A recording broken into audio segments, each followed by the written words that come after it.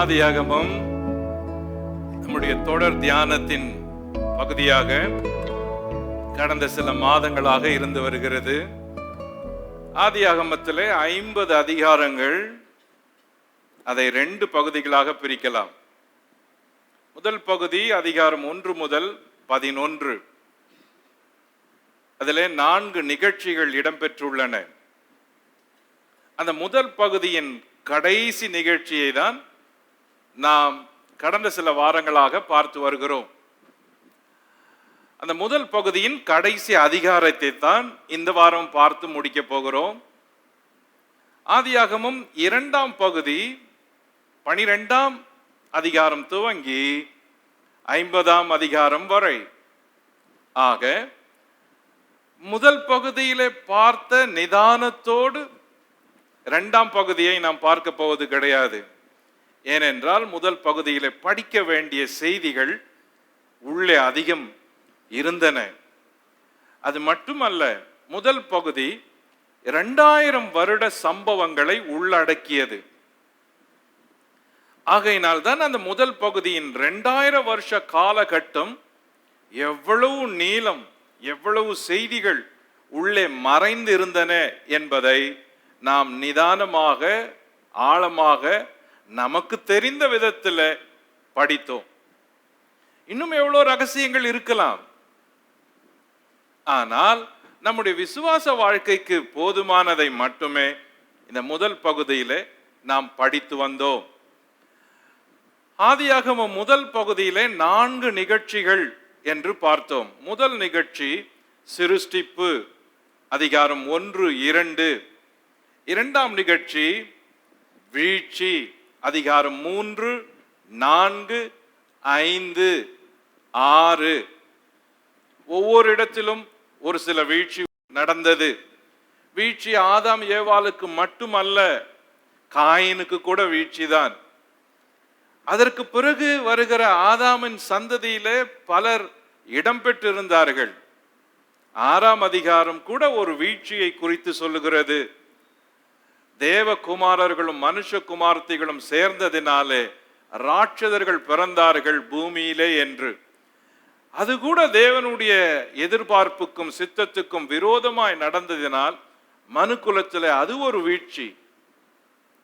அதற்கு பிறகு இந்த வீழ்ச்சியின் 3வது நிகழ்ச்சி, வீழ்ச்சிக்கு பிறகு 3வது நிகழ்ச்சி ஜலப்பிரளயம். ஆதியாகமம் 7ஆம் அதிகாரம், 8ஆம் அதிகாரம், 9ஆம் அதிகாரம் ஜலப்பிரளயத்தை சொல்லுகிறது. ஜலப்பிரளயம் துவங்குவதற்கு முன்பு, ஜலப்பிரளயம் நடந்த விதம், ஜலப்பிரளயம் முடிந்த விதம், இது 3ஐயும் அந்த 3 அதிகாரங்களும் சொல்லுகின்றது. அதற்கு பிறகு 4வது நிகழ்ச்சி ஜலப்பிரளயத்துக்கு பின்பு தேசங்கள் பிரிதல், தேசங்கள் பிரிந்தது என்று. ஏன் தேசங்கள் பிரிந்தது என்பதற்கு காரணங்களும் அதிலே இருக்கிறது. அது ஒரு பெரிய நிகழ்ச்சி, முக்கியமான நிகழ்ச்சி. ஆதியாகமம் 10ஆம் அதிகாரம் தேசங்கள் எப்படி வம்ச வழிகளாய் பிரிந்தன என்பதை சொல்லுகிறது. அந்த தேசங்கள் பிரிந்ததற்கான காரணத்தை 11ஆம் அதிகாரம் சொல்லுகிறது. 10ஆம் அதிகாரத்தின் தொடர்ச்சி 11ஆம் அதிகாரமாக இருந்தாலும் நிகழ்ச்சி ஒரே இடத்தில் ஒரே விதமாய் மையம் கொண்டு நடக்கிறது. ஆக இந்த 4 நிகழ்ச்சிகளை நாம் வரிசையாக பார்த்து வந்திருக்கிறோம். ஆதியாகமத்தின் முதல் பகுதியின் முடிவு அதிகாரமான ஆதியாகமம் 11ஆம் அதிகாரத்தை இன்று தியானம் பண்ணி முடிக்க போகிறோம். அதற்கு பிறகு ஆதியாகமம் 2ஆம் பகுதியான அந்த 4 நபர்களான ஆபிரகாம், ஈசாக்கு, யாக்கோபு, யோசேப்பு என்பவர்களுடைய சரித்திரத்தை படிக்க போகிறோம். இவ்வளவு நாட்கள் நிதானமாய் படித்தது போல அதே விதத்தில் அதை படிப்போம் என்ற நம்பிக்கை எனக்கு இல்லை. ஏனென்றால் படிப்பதற்கும் எவ்வளவு புத்தகங்கள் இருக்கிறது. ஆகவே முக்கிய புத்தகத்திலே அதிகமான நேரத்தை செலவிட்டிருக்கிறோம். முக்கிய பகுதியிலே மீண்டும் வருகிற நாட்களிலே தொடர்ச்சியாய் பார்ப்போம். இன்று ஆதியாகமம் 11ஆம் அதிகாரம் நம்முடைய தியானத்தின் தொடர்ச்சியான பகுதி. இன்றும் நாம் 11ஆம் அதிகாரத்தை திரும்பவும் படித்து பார்க்க போகிறோம். ஏற்கனவே பார்த்த விதமாக ஆதியாகமம் 11ஆம் அதிகாரத்தை 3 பகுதிகளாக பிரிக்கலாம். பகுதி 1 பாபேல் கோபுர நிகழ்ச்சி, 11ஆம் அதிகாரம் 1 முதல் 9 வரை. பகுதி 2 சேமுடைய வம்ச வரலாறு, ஆதியாகமம் 11 10 முதல் 26. பகுதி 3 தேராகுடைய வம்ச வரலாறு, ஆதியாகமம் 11 27 முதல் 32 வரை. ஆக இந்த 3 நிகழ்ச்சிகளும் மிக முக்கியமான நிகழ்ச்சிகள். வெளிப்புறமாக பார்த்தால் இதில் பெயர்கள் அதிகமாக வருவதால் 10ஆம் அதிகாரத்தையும் 11ஆம் அதிகாரத்தையும் தவிர்த்து விட்டு படிக்கிறவர்கள் தான் அதிகம், வேதத்தை படிக்கிறவர்கள். ஆனால் 10ஆம் அதிகாரத்திலும் 11ஆம் அதிகாரத்திலும் இருந்த செய்திகள் எவ்வளவு முக்கியமான செய்திகள் என்பதை நாம் பார்த்து வந்தோம். பாபேல் கோபுர நிகழ்ச்சி முதல் பகுதி 11ஆம் அதிகாரம். என்னெல்லாம் பார்த்தோம்? பாபேல் கோபுர நிகழ்ச்சி. பாபேல் கோபுர நிகழ்ச்சியில பாபேல் கோபுரத்தின் முன்னுரை, அந்த நிகழ்ச்சிக்கு காரணம் என்ன? ஆதியாகமம் 10 8 முதல் 12 வரை நிம்ரோத் என்பவனை குறித்து வாசிக்கிறோம். பாபேல் கோபுரத்தினுடைய முடிவுரை ஆதியாகமம் 11 1 முதல் 9. இது முடிவுரை. பாபேல் என்பதின் பொருள் குழப்பம். ஏன் தேவன் அந்த ஜனங்களை மொழி ரீதியாக குழப்பினார். பாபேல் என்பதின் மறுபொருள் கடவுளின் வழிவாசல், கேட்வே ஆஃப் காட். பாப் என்றால் கேட்வே, எல் என்றால் காட், கேட்வே. பாபேல், பாபேல், பாபேல் கோபுரத்தினுடைய பெயர். கவனியுங்கள், இந்த அதிகாரத்தின் முடிவில் நாம் வந்திருப்பதனால சற்று கவனமா எல்லாவற்றையும் கவனிக்க வேண்டியது இருக்கிறது. ஏனென்றால் திரும்பவும் இதை படிக்க போவது கிடையாது. இந்த நிகழ்ச்சியில 3 முக்கிய நிகழ்ச்சிகள் உள்ளன, பாபேல் கோபுர நிகழ்ச்சிகள். 1 பாபிலோனிய மத வழிபாடு, the origin of Babylonian religious system. அதுதான் உலகத்தில எல்லா இடங்களையும் தேவனற்ற ஒரு சமுதாயத்தை உருவாக்கியது. Babylonian religious system. அதுதான் தேவனுக்கு விரோதமான காரியங்களை, வழிபாடுகளை ஆரம்பிக்கப்பட்ட இடம். நம்பர் 2 மொழிகளின் உருவாக்கமும் மொழிகளின் பிரிவுகளும், origin of the division of languages. மொழிகள் எப்படி உருவானது என்பதை பார்த்தோம். எங்கே துவங்கி எப்படி வளர்ந்து எப்படி தேசங்களிலே மொழிகள் கலந்தன என்பதை பார்த்தோம். நம்பர் 3 மெய் தேவனுக்கு விரோதமாக வளர்ந்த மக்கள், the result of rebellion people against God. தேவனுக்கு விரோதமாக எழும்பின கூட்டத்தின் மக்களுடைய முடிவு என்ன என்பதை தான் பாபிலோனிய நிகழ்ச்சியில முக்கியமாக பார்த்தோம். ஆக பாபிலோனிய அந்த நிகழ்ச்சிக்கு இந்த 3 காரணங்களுக்கும் முக்கிய காரணமாக இருந்தது இந்த நிம்ரோத்தும் அவனது மனைவி செமிராமிஸும். அவர்கள் ஆட்சியும் அவர்கள் வழிபாடும் தேவனுக்கு விரோதமாக எழும்பி மக்களை திரட்டி தேவனற்ற ஒரு சமுதாயத்தை உருவாக்குவதற்கு அவர்கள் முக்கிய காரணமாயிருந்தார்கள். பூமியில நிம்ரோத் பராக்கிரமசாலியாய் இருந்தான் என்று வேதம் சொல்லுகிறது. ஆதியாகமம் 10ஆம் அதிகாரத்திலும் அப்படி சொல்லுகிறது. 1 நாளாகும் முதல் அதிகாரத்தில் நிம்ரோத்தை குறித்து சொல்லும் பொழுதும் அந்த வார்த்தையை பயன்படுத்தி இருக்கிறது வேதம். அவன் பூமியிலே பராக்கிரமசாலியாக இருந்தான்.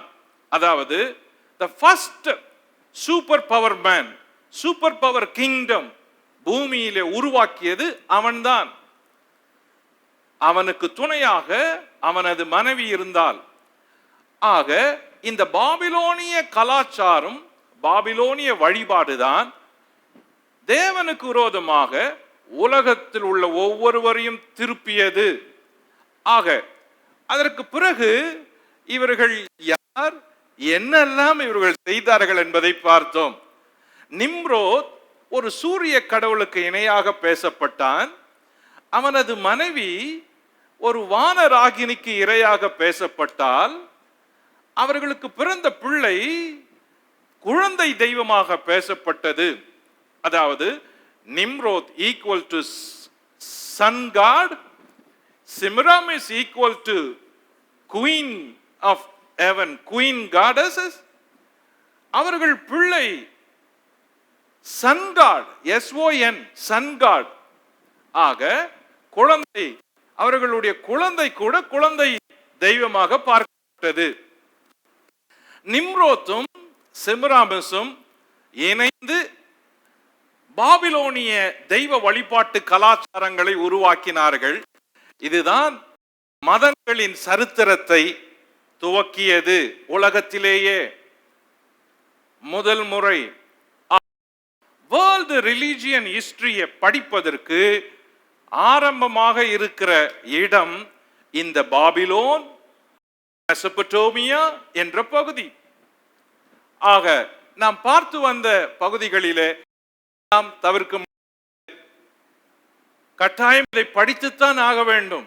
அந்த பெயர்களை உச்சரிக்க கூட நாம் கூசினால் கூட அதை படித்துத்தான் ஆக வேண்டிய கட்டாயத்தில் இருக்கிறோம். ஏனென்றால் தேவனை நம்புகிறவர்கள் தேவன் அல்லாதவைகள் எவைகள் என்று தெரிந்திருக்க வேண்டும். ஓகே, ரெண்டு காரியங்கள் மிக முக்கியமான காரியங்கள். ஒன்று, ஒரு தெய்வத்தை வழிபடுகிற வழிபாடு, மோனோதிசம் என்று அழைக்கப்படுகிறது.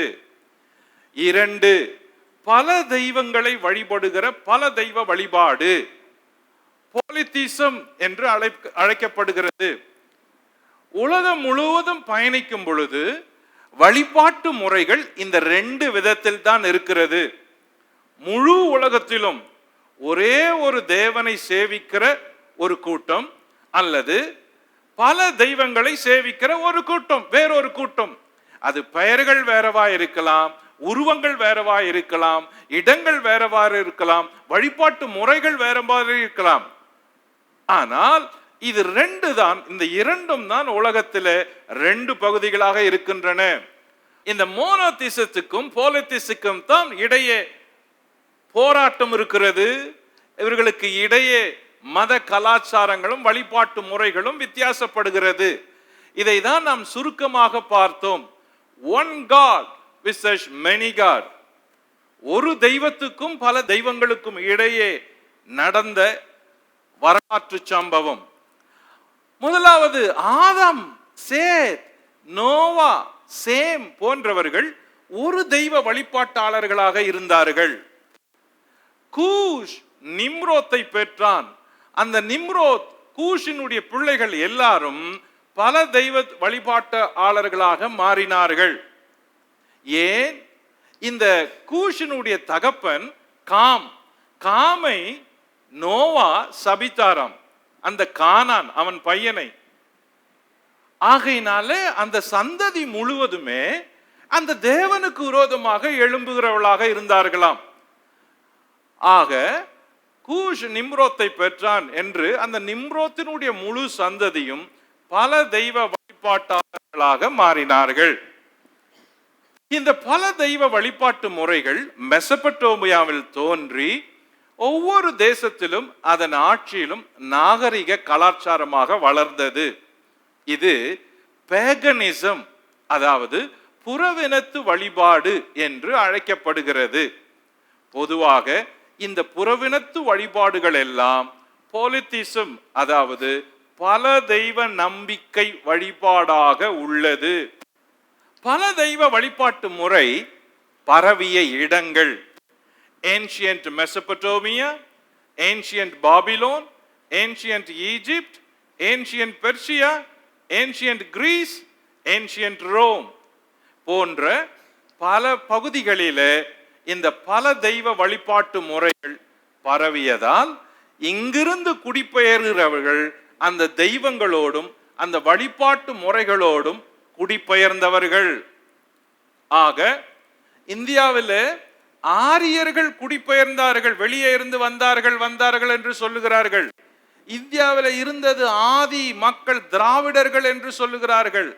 ஆக திராவிடர்கள் குடியிருந்த பொழுது வெளியே இருந்து வந்தவர்கள் ஆரியர்கள் என்று அரசியல்வாதிகள் கூட வெளி மேடைகளில் பேசுவதை கேள்விப்பட்டிருப்பீர்கள். அந்த ஆரியர்கள் இந்த பெர்சிய கலாச்சாரத்தோடு கலந்திருந்தவர்கள். அவர்கள் மொழி பெர்சிய மொழியோடு கலந்த மொழி. ஆக இங்கிருக்கிற இந்த வழிபாட்டு முறைகளை கையாண்டவர்கள் வெளியிடங்களுக்கு குடியேறிய பொழுது அவர்களும் அவர்கள் தெய்வ வழிபாட்டு முறைகளோடும் குடியேறினார்கள். குடியேறி வந்து அவர்கள் அந்த வழிபாட்டு முறைகளை ஜனங்களுக்கு பரப்பினார்கள். ஆக ஆதி வேர்களை தேடி போகும் பொழுது இந்த குறிப்புகளை எல்லாம் கண்டுபிடிக்க வேண்டியது. Polytheism is a paganism. பல தெய்வ வழிபாட்டு முறை என்பது புறவினத்து வழிபாட்டு முறை. இதில் கதைகள் மாறலாம், பெயர்கள் மாறலாம், ஆனால் வழிபாட்டு முறை ஒரே நோக்கில் இருப்பதை போல காண முடியும். என்ன வழிபாட்டு முறை ஒரே நோக்கில் இருப்பது? அவர்களுக்கு ஃபாதர் காட் என்பது sun god, SUN, sun god, சூரிய கடவுள். மதர் காட் என்பது மூன் காட், நிலா கடவுள். ஆக அது பெண் தெய்வத்துக்கு அடையாளமானது. Son of god, SUN, god, அதாவது இந்த சன் சூரிய கடவுளினுடைய மறு பிறவி அந்த சின்ன கடவுள், குழந்தை கடவுள் என்று அழைக்கப்படுகிறது. இந்த மூன்றையும் மையமாக கொண்டுதான் பாபிலோனிய கலாச்சார தெய்வங்கள் வெவ்வேறு விதங்களிலே பயணிக்கிறது. இந்த வழிபாட்டு முறைகள் தோன்றிய விதம், நிம்ரோத் என்பவனை சூரிய கடவுளாக வணங்கினார்கள். செமிராமிஸ் என்பவளை சந்திர கடவுள், நிலா தெய்வமாக, பெண் தெய்வமாக வணங்கினார்கள். தம்மூஸ் சூரிய கடவுளின் மறுபிறவி, இந்த குழந்தை கடவுள், இந்த கடவுள்களுக்கு பிறந்த குழந்தை, குழந்தை கடவுள் என்ற விதத்திலே வணங்கினார்கள். திரும்பவும் இதே முறையை தான் எல்லா நாடுகளிலும் கலாச்சாரத்திலும் இவைகள் பரவியது என்பதை பார்த்தோம். உதாரணத்திற்கு பாபிலோன் தேசத்தில் சன்காட் என்பது இந்த நிம்ரோத்தை குறிக்கிறது, ஆண் கடவுள். மூன் காடஸஸ் என்பது சிம்ராமிஸ், பெண் கடவுளை குறிக்கிறது. சன் ஆஃப் காட், குழந்தை கடவுள் என்பதை தம்பூஸ் என்பதை குறிக்கிறது. இதே விதத்தில் தான் பல இடங்களில் பெயர்களும் மாறுகிறது. கவனியுங்கள், எகிப்தில் சன் காட், சூரிய கடவுள், ரா என்று அழைக்கப்படுகிறது. மூன் காடஸஸ் ஐசிஸ் என்று அழைக்கப்படுகிறது. சன் ஆஃப் காட் ஓரஸ் என்று அழைக்கப்படுகிறது. இது எகிப்திலே. Number 3, Greece, sun god Zeus, moon goddess Artemis, குழந்தை கடவுள் Adonis. Rome, number 4, Rome, sun god Jupiter, moon goddess Diana, sun god குழந்தை கடவுள் Apollo. Nordic, sun god Odin, moon goddess ஜோரோ, சன் காட் குழந்தை கடவுள் Thor. Number 5, Hindu, sun god Shiva, moon goddess Parvati, sun god Murugan அல்லது கணேஷ். ஆக தாய், தந்தை, பிள்ளை என்ற வடிவத்திலேயே எல்லா ஊர்களிலும் பரவுகிறது. ரோமன் கத்தோலிக்கம். Number 6, sun god god, moon goddess அதாவது பெண் தெய்வம் virgin Mary, sun god Christ பல தெய்வ வழிபாட்டு முறை. ஆக இது இந்த வழிபாட்டு முறை பாபிலோனிய கலாச்சாரத்திலிருந்து வந்தது என்பதை பார்த்தோம். இதற்கு பிறகு உலகம் முழுவதிலும் இதே விதத்தில் தான் பெயர்கள் மாறுகிறது. ஆனால் பொருள் வணக்கத்திற்குரிய ஆள் வெவ்வேறு இடங்களிலே ஒரே விதமாய் இருக்கிறது. இதை தான் பார்த்தோம். உண்மை ஒன்று, ஒரே ஒரு நிஜ தெய்வம், ஒன்லி ட்ரூ காட். அதற்கு ஈடு இணையே இல்லை. அதை மையமாய் வைத்துதான் பிற காரியங்கள் நடக்கிறது. அவரை மையமாய் வைத்துதான் ஒன் காட். அதற்கு எதிராக இருப்பது பேகனிசம், புறவினத்து வழிபாட்டு முறைகள். அதற்குள்ளே போனால் அக்கல்ட் என்று சொல்லப்படுகிற அந்த அக்கல்ட் கலாச்சார கூட்டம். அதற்கு பிறகு அந்த வழிபாட்டு முறையில் இருக்கிற விக்கிரக ஆராதனைகளும் சாங்கியங்களும் சடங்குகளும். ஆக இவையெல்லாம் இஸ்ரவேலிலும் இருந்தது. இஸ்ரவேல் மக்களும் இதை பின்பற்றினார்கள். இப்படிப்பட்ட தெய்வங்களை இஸ்ரவேல் மக்களும் வணங்கினார்கள். யெகோவா தெய்வத்தை வணங்கி கொண்டே மற்ற தெய்வங்களையும் கையில வைத்து வணங்கி கொண்டிருந்தார்கள். இதைதான் சாமுவேல் சொல்லும் பொழுது, நீங்கள் உங்களிடத்தில் இருக்கிற அஸ்தரோத்தை விளக்குங்கள், அந்நிய தெய்வங்களை விளக்குங்கள் என்று சொல்லுகிறார்.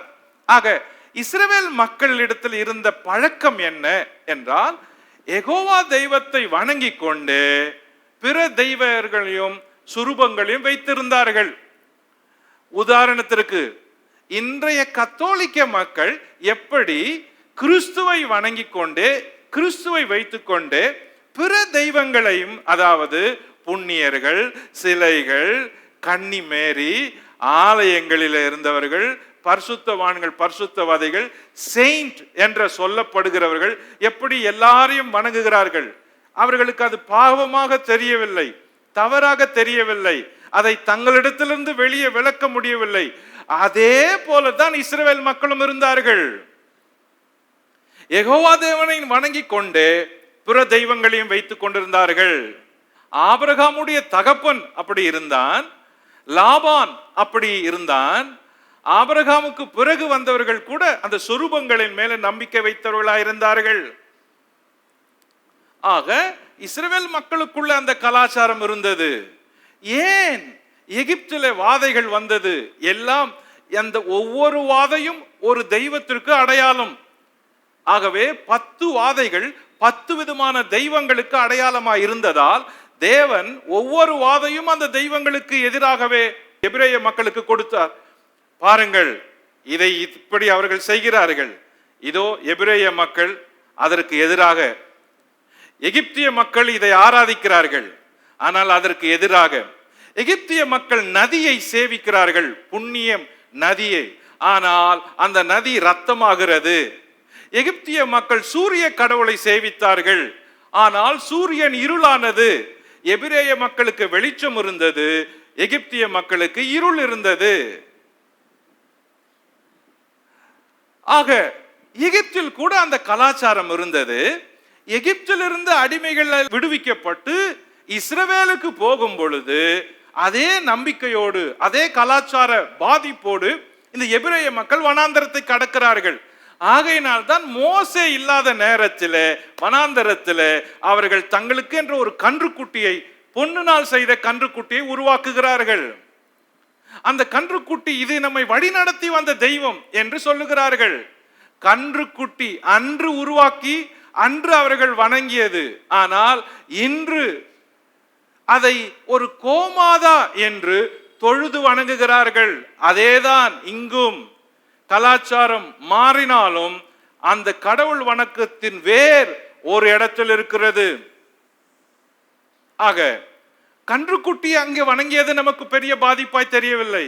ஆனால் இந்தியாவிலே மனுஷனை விட பசு மேல் என்று சொல்லி மனுஷனை விட பசுவை உயர்த்தி பசுவுக்கு கீழே மனுஷனை வைத்து மனுஷனை சாகடிக்கிறார்கள், பசுவை போஷிக்கிறார்கள் என்றால் அந்த பாதிப்பு எவ்வளவு ஆழமாய் பதிந்திருக்கிறது பாருங்கள். ஆக இது பாபிலோனிய கலாச்சாரத்தின் வளர்ச்சி. இது இந்த இடத்திற்கு மட்டும் சொந்தம் அல்ல, இந்தியாவுக்கு மட்டும் சொந்தம் அல்ல. விக்கிரக ஆராதனையும் பல தெய்வ வழிபாட்டு முறைகளும் இந்தியாவுக்குள் மட்டும் அல்ல, வெளியே மற்ற தேசங்களிலும் இருக்கிறது, வெவ்வேறு விதங்களில் இருக்கிறது. எல்லா மக்களுக்குள்ளும் இருந்தது அன்று, இஸ்ரவேல் மக்களையும் சேர்த்து. ஆக இந்த வழிபாட்டு முறைகளை பார்த்தோம். ஆதியாகமம் 11ஆம் அதிகாரத்தின் 2வது பகுதி பாபேல் கோபுரத்தில் நடந்த நிகழ்ச்சி மொழி ரீதியாக பிரிந்தது. பாருங்கள், இந்த 2வது பாபிலோனிய நிகழ்ச்சியில் மொழிகள், origin of divisions of languages. இந்த டிவிஷன், லாங்குவேஜ் டிவிஷன் ஆனது, மொழிகள் எப்படி பிரிஞ்சது அப்படின்னு பார்த்தோம். பாபிலோன் என்பதற்கு குழப்பம், கன்ஃபியூஷன் என்று பொருள். காரணம், தேவன் அவர்கள் பேசும் பாஷையை குழப்பியதால் அப்படி பொருள்பட்டது. இந்த குழப்பத்தின் விளைவாக ஆதியாகமம் 10ஆம் அதிகாரத்தில் வரும் 70 பெயர்களும் 70 தேசங்களாகவும் 70 மொழிகளாகவும் பிரிந்தன என்று கூறுகின்றனர். வேறொரு குறிப்பில் விழுந்து போன 70 தூதர்கள் அல்லது அவர்களுக்கு பிறந்த ராட்சதர்கள் 70 பொய் கடவுளாக உருவானார்கள் என்றும் கூறப்பட்டுள்ளது. 70 தேசங்கள், 70 விழுந்து போன தூதர்கள் அல்லது ராட்சதர்கள், 70 மொழிகள், 70 வகையான தெய்வ வழிபாடுகள் போன்ற பழக்கத்தில் இருந்துதான் பாபிலோனிய கலாச்சாரம் பாபேல் கோபுரத்தில் கட்டுமான பணிக்கு பிறகு உருவானது. பாபிலோனில் இப்படிப்பட்ட பாவங்கள் நடந்ததால் பாபிலோன் அருவருப்புகளுக்கு தாய் என்று அழைக்கப்படுகிறது. வெளிப்படுத்தல் 17:5. ஆகையால் சில மொழிகளில் கூட கடவுள் சாயம் பூசப்பட்டு இருப்பதை நாம் பார்க்க முடிகிறது. ஆதியாகமம் 11:7-9 நாம் இறங்கி போய் ஒருவர் பேசுகிறதை மற்றொருவர் அறியாதபடிக்கு அங்கே அவர்கள் பாஷையை தாறுமாறாக்குவோம் என்றார். இதனால் பூமி எங்கும் வழங்கின பாஷையை கர்த்தர் அவ்விடத்தில் தாறுமாறாக்கினபடியினால் அதன் பெயர் பாபேல் எனப்பட்டது. இப்ப மொழிகளை பேசுறது மனுஷனுக்கு அந்த இடத்துல புரியல, தேவன் தாறுமாறாக்கிட்டாரு. அதனால அந்த ஜனம் பிரிஞ்சு செதறப்ப வேறு வேறு இடங்களுக்கு போறாங்க. போய் அவங்க அந்த மொழி பேசினா அவங்களுக்கு புரியாததுனால ஒரு அடையாளத்தை வச்சு அவங்க பேச வேண்டியதாகுது, ஓசையை வச்சு பேச வேண்டியதாகுது. அதுக்கு உதாரணமாக தான் சீன மொழியை பார்த்தோம். சீன மொழி எழுத்து வடிவங்கள் அந்த நிகழ்ச்சியை சொல்றதா இருக்குது. அதில் இருக்கிற எழுத்துக்கள், அந்த உருவங்கள் நடந்த நிகழ்ச்சியை சொல்றதா இருக்குது. தமிழ் மொழி ஓசையில அந்த நிகழ்ச்சியை சொல்லி காட்டுறதா இருக்குது. ஓசையில, ஏன்னா அந்த ஓசையை சொன்னா செயல் புரியுது அப்படின்னு. ஆக அதற்கு உதாரணம் 3 மொழிகளை பார்த்தோம். அதற்கு சீன மொழியை பார்த்தோம், அதில் இருக்கிற மொழி உருவங்கள் எப்படி என்று. அதே போல சீன மொழியில என்ன நடந்தது என்பதை சொல்லுகிற உருவங்கள் தான் அந்த எழுத்துக்குள் இருக்கிறது. போன வாரத்தில் இதை பார்த்தோம், சீன மொழியை பார்த்தோம். அதுக்கு பிறகு உலகத்தில் சுமார் 6100 மொழிகள் பேசப்படுகிறது. இந்தியாவில் மட்டும் 1652 மொழிகள் பேசப்படுது. இதுல பல மொழிகளுக்கு எழுத்து இல்லை, சில மொழிகள் ஒரு சின்ன கூட்டத்துக்கு மட்டும் சொந்தம். ஆனால் அரசாங்கம் 18 மொழிகளை மட்டும் அங்கீகரிக்கப்பட்ட மொழிகளா அங்கீகரிச்சிருக்குது.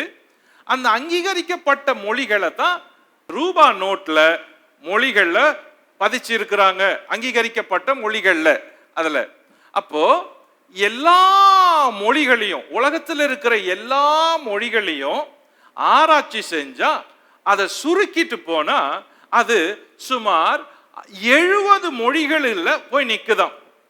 உதாரணத்துக்கு தமிழ் மொழியை பேசுறவங்களா இருந்தா தமிழ் மொழி, மலையாளம் பேசுறது புரியுது, தெலுங்கு பேசுறது புரியுது, கன்னடம் பேசுறது புரியுது. அப்போ ஒரு மொழி தெரிஞ்சா அதுல இருந்து பிற மொழிகள் உருவாச்சு அப்படின்னு சொல்றாங்க.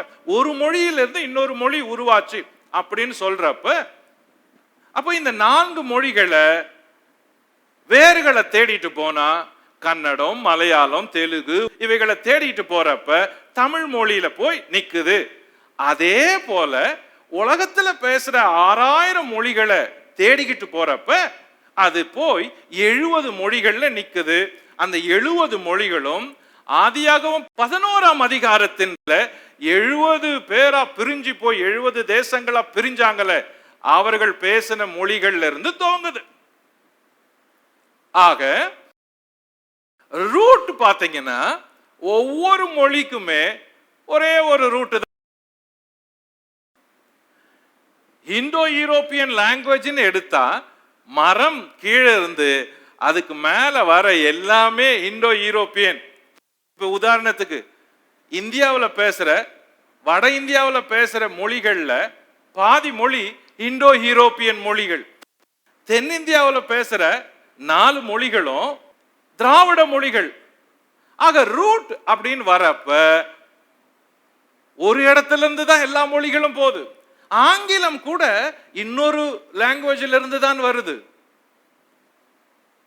ஆக நம்ம நினைச்சிருப்போம் ஆங்கிலம் எல்லா நாடும் பேசுறதுனால அது ரொம்ப பழைய மொழி அல்லது பெரும்பான்மையானவங்க பேசுறாங்க அப்படின்னு. இல்ல, ஆங்கிலம் கூட இன்னும் 2-3 லாங்குவேஜ் மிக்சிங் ஆகி அதுக்கப்புறம் பிறந்த லாங்குவேஜ் தான். காலத்தின் கட்டாயத்துல மொழிகள் வளர்ந்து பெருகுது. ஆக மொழிகளை பார்த்தோம். அதிகமா பேசுற இந்தியாவும் அதை சுற்றி இருக்கிற பகுதிகளில் இருந்த மொழிகளை பார்த்தோம். நம்ம வரிசைப்படுத்தின மொழிகள்ல உலகத்துல வரிசையா அதிகமா பேசின மொழிகள், பேசப்படுகிற பிரசன்ட் டைம்ல பேசப்படுகிற மொழிகள் 50 அப்படின்னு வரிசை பட்டியலிட்டு பார்த்தோம். அதற்கு பிறகு 10 உலகத்துல பழமை வாய்ந்த மொழிகள் எவை அப்படின்னு பார்த்தோம். Top 10 languages in the world, 10 மொழிகளை பார்த்தோம். அதுக்கு பிறகு உலகத்துல 6 செம்மொழிகளை பார்த்தோம். Classic language 6. அந்த 6 எது அப்படின்னா எபிரேயம், கிரேக்கம், லத்தீன், சீனா, சமஸ்கிருதம், தமிழ் என்ற இந்த 6 செம்மொழிகளை பார்த்தோம். கவனிங்க, இந்த மொழிகள்ல 3 பேருடைய சந்ததியிலிருந்து தான் அந்த பெரிய சந்ததியே வருது. நோவாவின் குமாரர் சேம், காம், யாபேத். கவனிங்க, யாபேத்தின் வம்சத்தினர் எல்லாரும் இந்தோ யூரோப்பியன் மொழியில பேசுறாங்க. உதாரணத்துக்கு கிரீக், பிரெஞ்சு, லத்தீன், இட்டாலியன், ஸ்பானிஷ், ஜெர்மன், இங்கிலீஷ். இந்த மொழிகள் எல்லாம் யாபேத்தின் வம்சத்தார் அதிகமா பேசுற மொழிகள். நம்பர் 2, செமிட்டிக் லாங்குவேஜ், சேமின் வம்சத்தார். எபிரேயு, அரபிக், அக்காடியன், அராமிக் இந்த 4 மொழிகளும் சேமின் வம்சத்தார் பேசினது. நம்பர் 3, அமிட்டிக், காமின் வம்சத்தார். எகிப்து, பர்பர், குர்ஷிட், சாட்டிக் என்ற மொழி காமின் வம்சத்தார் பேசுறது. ஒரு சிலது உங்களுக்கு புதுசா இருக்கும், ஒரு சிலது நான் பழைய டேபிள்ல உங்களுக்கு போட்டு காட்டியிருப்பேன். அதனால அதே செய்தியோட அதே டேபிளோட வரல. இதெல்லாம் இன்னைக்கு வந்தது, இன்னைக்கு ஏத்தது உள்ள. ஒவ்வொரு வாரமும் உங்களுக்கு புரியறதுக்கு பல செய்தி இருக்குது.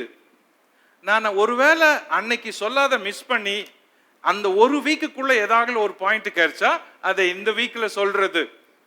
அதனால சில குறிப்புகள் ஃப்ரெஷ் நியூ இப்போ மொழி ரீதியா பார்த்தோம். அடுத்தது முக்கியமா 3வது குறிப்புக்கு வரோம். இந்த 3வது குறிப்பு இப்போ ஆதியாகமம் 11ஆம் அதிகாரத்துல பாபேல் நிகழ்ச்சியை 3 குறிப்பா பார்த்தோம். இப்போ பாயிண்ட் 2க்கு வரும், சேமுடைய வம்ச வரலாறு. இந்த சேமுடைய வம்ச வரலாறுல இன்னைக்கு ரொம்ப கணக்கு பழக்கம் படிக்க போறோம். அன்னைக்கு படித்தோம், கொஞ்சம் வேகமாக போயிட்டேன், அதனால ரொம்ப பேருக்கு அது விளங்கலை. ஆனால் இன்னைக்கு அதை விட எக்ஸ்ட்ரா உள்ள கணக்கு போட்டு உள்ள பாயிண்ட்ஸ் இருக்குது. இப்போ முக்கியமான குறிப்புகளை கவனிக்க போறோம், ஃபாலோ பண்ணிக்கிட்டு. இது ரொம்ப முக்கியம். ஜீனியாலஜி ஆஃப் சேம், சேம் உடைய வம்ச வரலாறு. ஆதியாகமத்தில் 10 வம்ச அட்டவணையில ஆபிரகாம் மைய நபராக இருக்கிறார். ஆதியாகமம் 11ஆம் அதிகாரத்துல வர நிகழ்ச்சியில 11ஆம் அதிகாரத்துல சொல்லப்பட்டிருக்கிற வம்ச வரலாறு பட்டியல்ல அதுல ஐகான் மேன் யாருன்னா ஆபிரகாம், சென்டர் பாயிண்ட். அதே போல ஆபிரகாமுக்கு முன் இந்த வம்ச வழியில ஆதியாகமம் 11ஆம் அதிகாரத்துல வர சேமுடைய வம்ச வழி அட்டவணையில 10 பேர் இருக்கிறாங்க. அதுல 5 பேர் ஆபிரகாமுக்கு 5 வம்ச அட்டவணையும், ஆபிரகாமுக்கு முன் ஆபிரகாமுக்கு பின் 5 வம்ச அட்டவணையுமா பிரிக்கலாம். சென்டரா ஆபிரகாம வைக்கலாம். கேர்ஃபுல்லா கவனிச்சுட்டு வாங்க. இப்ப நம்ம கணக்குகளை பார்க்க போறோம்.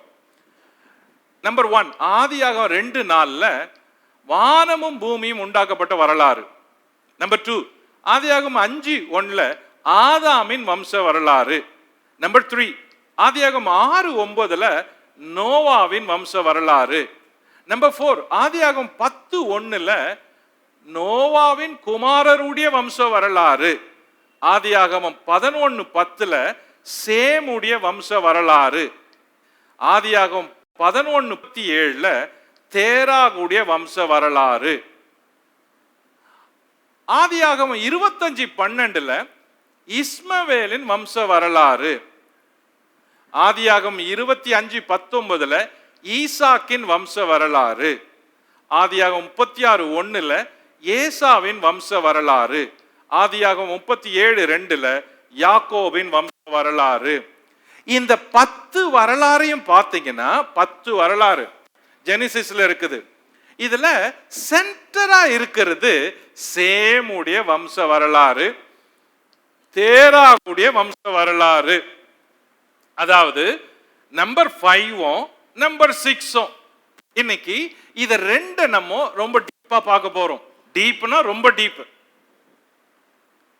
ஓகே, ஆதியாகமம் 11ஆம் அதிகாரம் 10 வர வம்ச வரலாற்றின் பெயர்கள். ஓகே, எல்லாரும் படிப்போம். நம்பர் 1 சேம், அர்பக்சாத், சாலா, ஏபேர், பேலேகு, ரெகு, செருகு, நாகோர், தேராகு, ஆபிரகாம். 10 பேர். 11ஆம் அதிகாரத்துல சேமுடைய வம்ச வரலாறு. இப்போ இதுல டாப் மேன் நோவா தான். Top man. நோவாவுக்கு பிறகு அவன் பிள்ளையான சேம். இப்போ வசனங்களும் இருக்குது. இந்த 10 பேரை கவனிப்போம். இதே மாதிரி ஆதாமுடைய வம்ச வரலாறும் 5ஆம் அதிகாரத்துல சொல்லப்பட்டிருக்குது. ஆதாமுடைய சந்ததி ஆதியாகமம் 5. நோவாவின் சந்ததி ஆதியாகமம் 11. இப்போ இதையும் கம்பேர் பண்றப்ப ஆதியாகமம் 5 ஆதாம் டு நோவா 10 தலைமுறை, ஆதியாகமம் 11 சேம் டு ஆபிரகாம் 10 தலைமுறை. இதுல ஒரு சின்ன கவன ஈர்ப்பு பாயிண்ட் 1. இதுல சேம் அர்பக்சாத்தை பெற்றான், அர்பக்சாத் சாலாவை பெற்றான் அப்படின்னு இங்க சொல்லுது. எதுல? ஆதியாகமம் 11ஆம் அதிகாரத்துல வர லிஸ்ட்ல. இங்க ஒரு நேம் மிஸ் ஆயிருக்குது, காய்னன் அப்படின்னு. அத லூக்கா எழுதின சுவிசேஷம் 3:36 அந்த பேரை ஆட் பண்ணி இருக்கிறாங்க. பாத்தீங்கன்னா லூக்கா 3:36. சாலா காய்னானின் குமாரன், காய்னான் அர்பக்சாத்தின் குமாரன். சோ அந்த காயினன் மிஸ்ஸிங். யாருன்னா பைபிள்ல குறை கண்டுபிடிச்சே கேள்வி கேட்கறவங்க யாருன்னா இருந்தாங்கன்னா இதெல்லாம் கேட்பாங்க. பாரு, அங்க மிஸ் ஆயிடுச்சு, இங்க மிஸ் ஆயிடுச்சு, அங்க போயிடுச்சு, இங்க போயிடுச்சுன்னு. ஸோ இந்த நேம் வந்து ஈப்ரூ மொழியில இருக்கிற புஸ்தகத்துல மிஸ்ஸிங், புத்தக சுருள்ல. ஆனா செப்டுவஜென்ட் அந்த நேம் சேர்த்து இருக்குது. ஆல்மோஸ்ட் சுருள்ல, பழைய சுருள்கள்ல 99% மிஸ் ஆகல, 1% மிஸ் ஆகுது. அது நீண்ட நாளுக்கு பிறகு எழுத்துக்கள் செதஞ்சதுனாலையும் தோல் சுருள்கள் கிழிஞ்சி இருந்ததுனாலையும் பழமையாய் போனதுனாலையும் சிலது கண்டுபிடிக்க முடியல அப்படின்னு சொல்றாங்க. பல நூறு வருஷங்கள் பானையிலேயே வச்சு சுருள்கள் வச்சதுனால, அது புதைந்து போய் இருந்ததுனாலையும் கிழிஞ்சு போனதுனாலையும் சில வார்த்தைகளை காண முடியலன்னு இருக்கலாம். அப்படி இருக்கிறப்ப இந்த ஒரு இடத்துல ஒரு நேம் மிஸ்ஸிங்கு. ஆதியாகமம் 11 அந்த அர்பக்சாத்துக்கும் சாலாக்கும் காயினன் என்ற நேம் மிஸ்ஸிங். அது லூக்காவில் செப்டுவஜென்ட். கவனிக்கணும், பழைய ஏற்பாடு முழுசும் எபிரேய மொழி, புதிய ஏற்பாடு முழுசும் கிரேக்க மொழி. செப்டுவஜென்ட் கிரேக்க மொழியில எழுதப்பட்டது. ஆகையினால புதிய ஏற்பாட்டில் இருக்கிற லூக்கா சுவிசேஷம் 3:36 அந்த நேம் சேர்க்கப்பட்டு இருக்குது. ஓகே, அவ்வளவுதான் எனக்கு தெரியும், அதை தான் உங்களுக்கு சொல்றேன். ஓகே, நம்பர் 1 குறிப்பு, சேமுடைய வம்ச வரலாறு. அத 2 பகுதியா வேதம் சொல்லி இருக்குது. நம்பர் 1 ஆதியாகமம் 10:21 முதல் 29 வரை. நம்பர் 2 ஆதியாகமம் 11:10 முதல் 26 வரை, 2வது பகுதி. இப்போ இந்த முதல் பகுதி சேமுடைய வம்ச வரலாறுல முதல் பகுதியில 4 தலைமுறைகள் இடம்பெற்றுள்ளன. 2வது பகுதியில முழுசும் 10 பேர் இடம்பெற்றிருக்கிறாங்க. ஓகே, சேமுடைய பிள்ளைகள் 10:21 முதல் 29. சேமுக்கும் பிள்ளைகள் பிறந்தார்கள். சேமுடைய குமாரர் ஏலாம், அசூர், அர்பக்சாத், லூத், ஆராம். ஆராமின் குமாரர் ஊத்ஸ், கூல், கேதேர், மாஸ். 10:23. அர்பக்சாத் சாலாவை பெற்றான். 10:24. சாலா ஏபேரை பெற்றான். 10:24. ஏபேர் பேலேகை பெற்றான். 10:25. பேலேகுடைய நாட்களில் பூமி பகுக்கப்பட்டது. பாருங்க, இந்த சேமனுடைய வம்சத்துல 10 பேரு, அதுல 4 பேரு 10ஆம் அதிகாரத்துல சொல்லப்பட்டிருக்குது. அந்த 4 பேர்களுடைய வம்சம் இவங்க தான். இதுல குறிப்பா ஒரு ஐகான் வச்ச மாதிரி சொல்லுது, பேலேகுடைய நாட்களில் பூமி பகுக்கப்பட்டது. அப்போ இதுல சேமுடைய வம்ச வழியில ஏபேரும் பேலேக்கும் ரொம்ப முக்கியமானவங்க. இப்போ ஏபேரின் மற்றொரு குமாரன் யோக்தான். 10:25. அவன் பெற்ற பிள்ளைகளை 10:26 29. இவங்க யோக்தான் சந்ததியும் குடியிருப்பு மேசா துவங்கி கிழக்கே உள்ள மலையாக செப்பாருக்கு போக வழி மட்டும் இருந்தது. 10:30. அதாவது இந்த சந்ததியார் எல்லாரும், இந்த 4 பேர் வருது, இவங்க எல்லாம் இந்த ஏரியாவில் குடியேறி போயிட்டாங்க, இந்த கிழக்கே மேசா துவங்கி அப்படின்னு சொல்லுது. அப்போ மீதி பேரு மெசபடோமியா பகுதியில இருந்திருக்கணும். மீதி 6, 7, 8, 9, 10 சேத்துடைய சந்ததியில. ஓகே, அதாவது பாபிலோன் கோபுர சிதறடித்தலுக்கு பிறகு இந்த கூட்டம் மேற்கூறிய எப்லா என்ற பகுதியில் குடியேறியது. இந்த 4 பேர் சந்ததி. இந்த ஏபேர் ஆரான் பகுதிக்கு சென்று எப்லா என்ற இடத்துக்கு சென்று அங்கு குடியேறி ராஜாவா இருந்தான். யாரு? இந்த ஏபேர், சாலா பையன். அவனுக்கு 2 பிள்ளைங்க பிறந்துச்சு. ஒருத்தன் பேரு பேலகு. அவன் நாட்கள்ல பூமி பிரியுது, தேசம் பிரியுது, ஜனங்க பிரிஞ்சு போறாங்க. இந்த எப்லா என்ற பகுதியில போறான். பின்னால இது ஆரான் பகுதியாக அழைக்கப்படுது. ஆரான் என்ற இடமும் அதோடு கூட சேருது. இந்த இடத்துல தான் ஆபிரகாம் அவங்க அப்பா தேராகு ஊர் என்ற தேசத்திலிருந்து புறப்பட்டு ஆரானுக்கு வராங்க பின்னாட்கள்ல. ஏன் அப்படின்னா அந்த ஊர் என்ற பட்டணம் பல தெய்வ வழிபாடுகள் கொண்ட நல்ல கலாச்சாரம் நிறைந்த பட்டணமா இருந்துச்சு. தேவன் அங்கிருந்து அவனை கானானுக்கு வான்னு கூப்பிடுறாரு. கானானுக்கு நான் உன்னை கொண்டு போறேன், அந்த தேசத்தை உனக்கு கொடுப்பேன், அதனால நீ ஊரை விட்டுட்டு கானானுக்கு போ அப்படின்னு சொல்றப்ப அவங்க ஊர் பட்டணத்தை விட்டு கிளம்பி ஆரானுக்கு போய் அங்க தங்குறாங்க. அதான் ஏன் அங்க தங்கினாங்கன்னா ஆபிரகாம் போறதுக்கு அவங்க முன்னாடியே அங்க ஏபேருடைய சந்ததியார் போய் அங்க குடியேறி இருக்கிறாங்க. ஒரு தெய்வ வழிபாட்டு சந்ததி. ஓகே, இவங்க பல வருஷம் இருக்கிறப்ப ஆரான்ல அங்க இருந்து தேவன் திரும்பவும் நீ வா நான் கானானுக்கு ஒண்ணு அனுப்புறேன்னு தேவன் அங்க இருந்து ஆபிரகாம கூப்பிடுறாரு மறுபடியும். அப்போ ஆரான்ல இருந்து கிளம்பி ஆபிரகாம் கானானுக்கு போகணும். அதுக்கு முன்னாடி இந்த ஆரான்ல இந்த ஏபேருடைய சந்ததியார் எல்லாம் போய் குடியிருக்கிறாங்க. சோ ஊர் இங்க இருக்கு, ஆரான் இங்க இருக்கு. இப்போ இந்த செய்தியை சொல்வது மண் பலகையின் புதைப்பொருள் ஆராய்ச்சியாளங்க கண்டுபிடிச்சாங்க எப்லான்ற பகுதியில.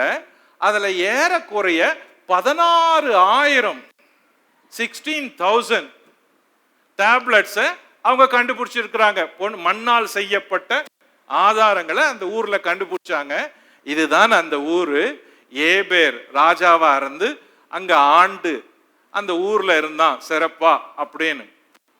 இப்போ சேமுடைய வம்ச வரலாற்றில் பேலேகு வரைக்கும் ஆதியாகும் 10:21 இருந்து 25 வரைக்கும் காணலாம்.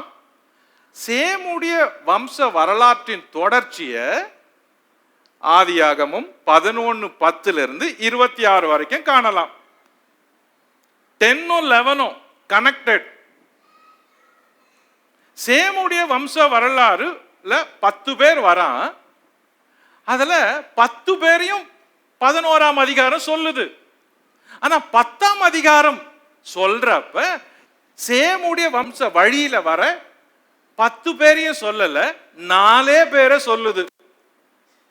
ஏன் சொல்லுதுன்னா அந்த 4 பேர் இருக்கிறப்பதான் பாபிலோன்ல பாபேல் கோபுரத்தை கட்டி அவங்க அந்த நிகழ்ச்சிய நடக்குது. பாபேல் கோபுர நிகழ்ச்சிய நடக்குது.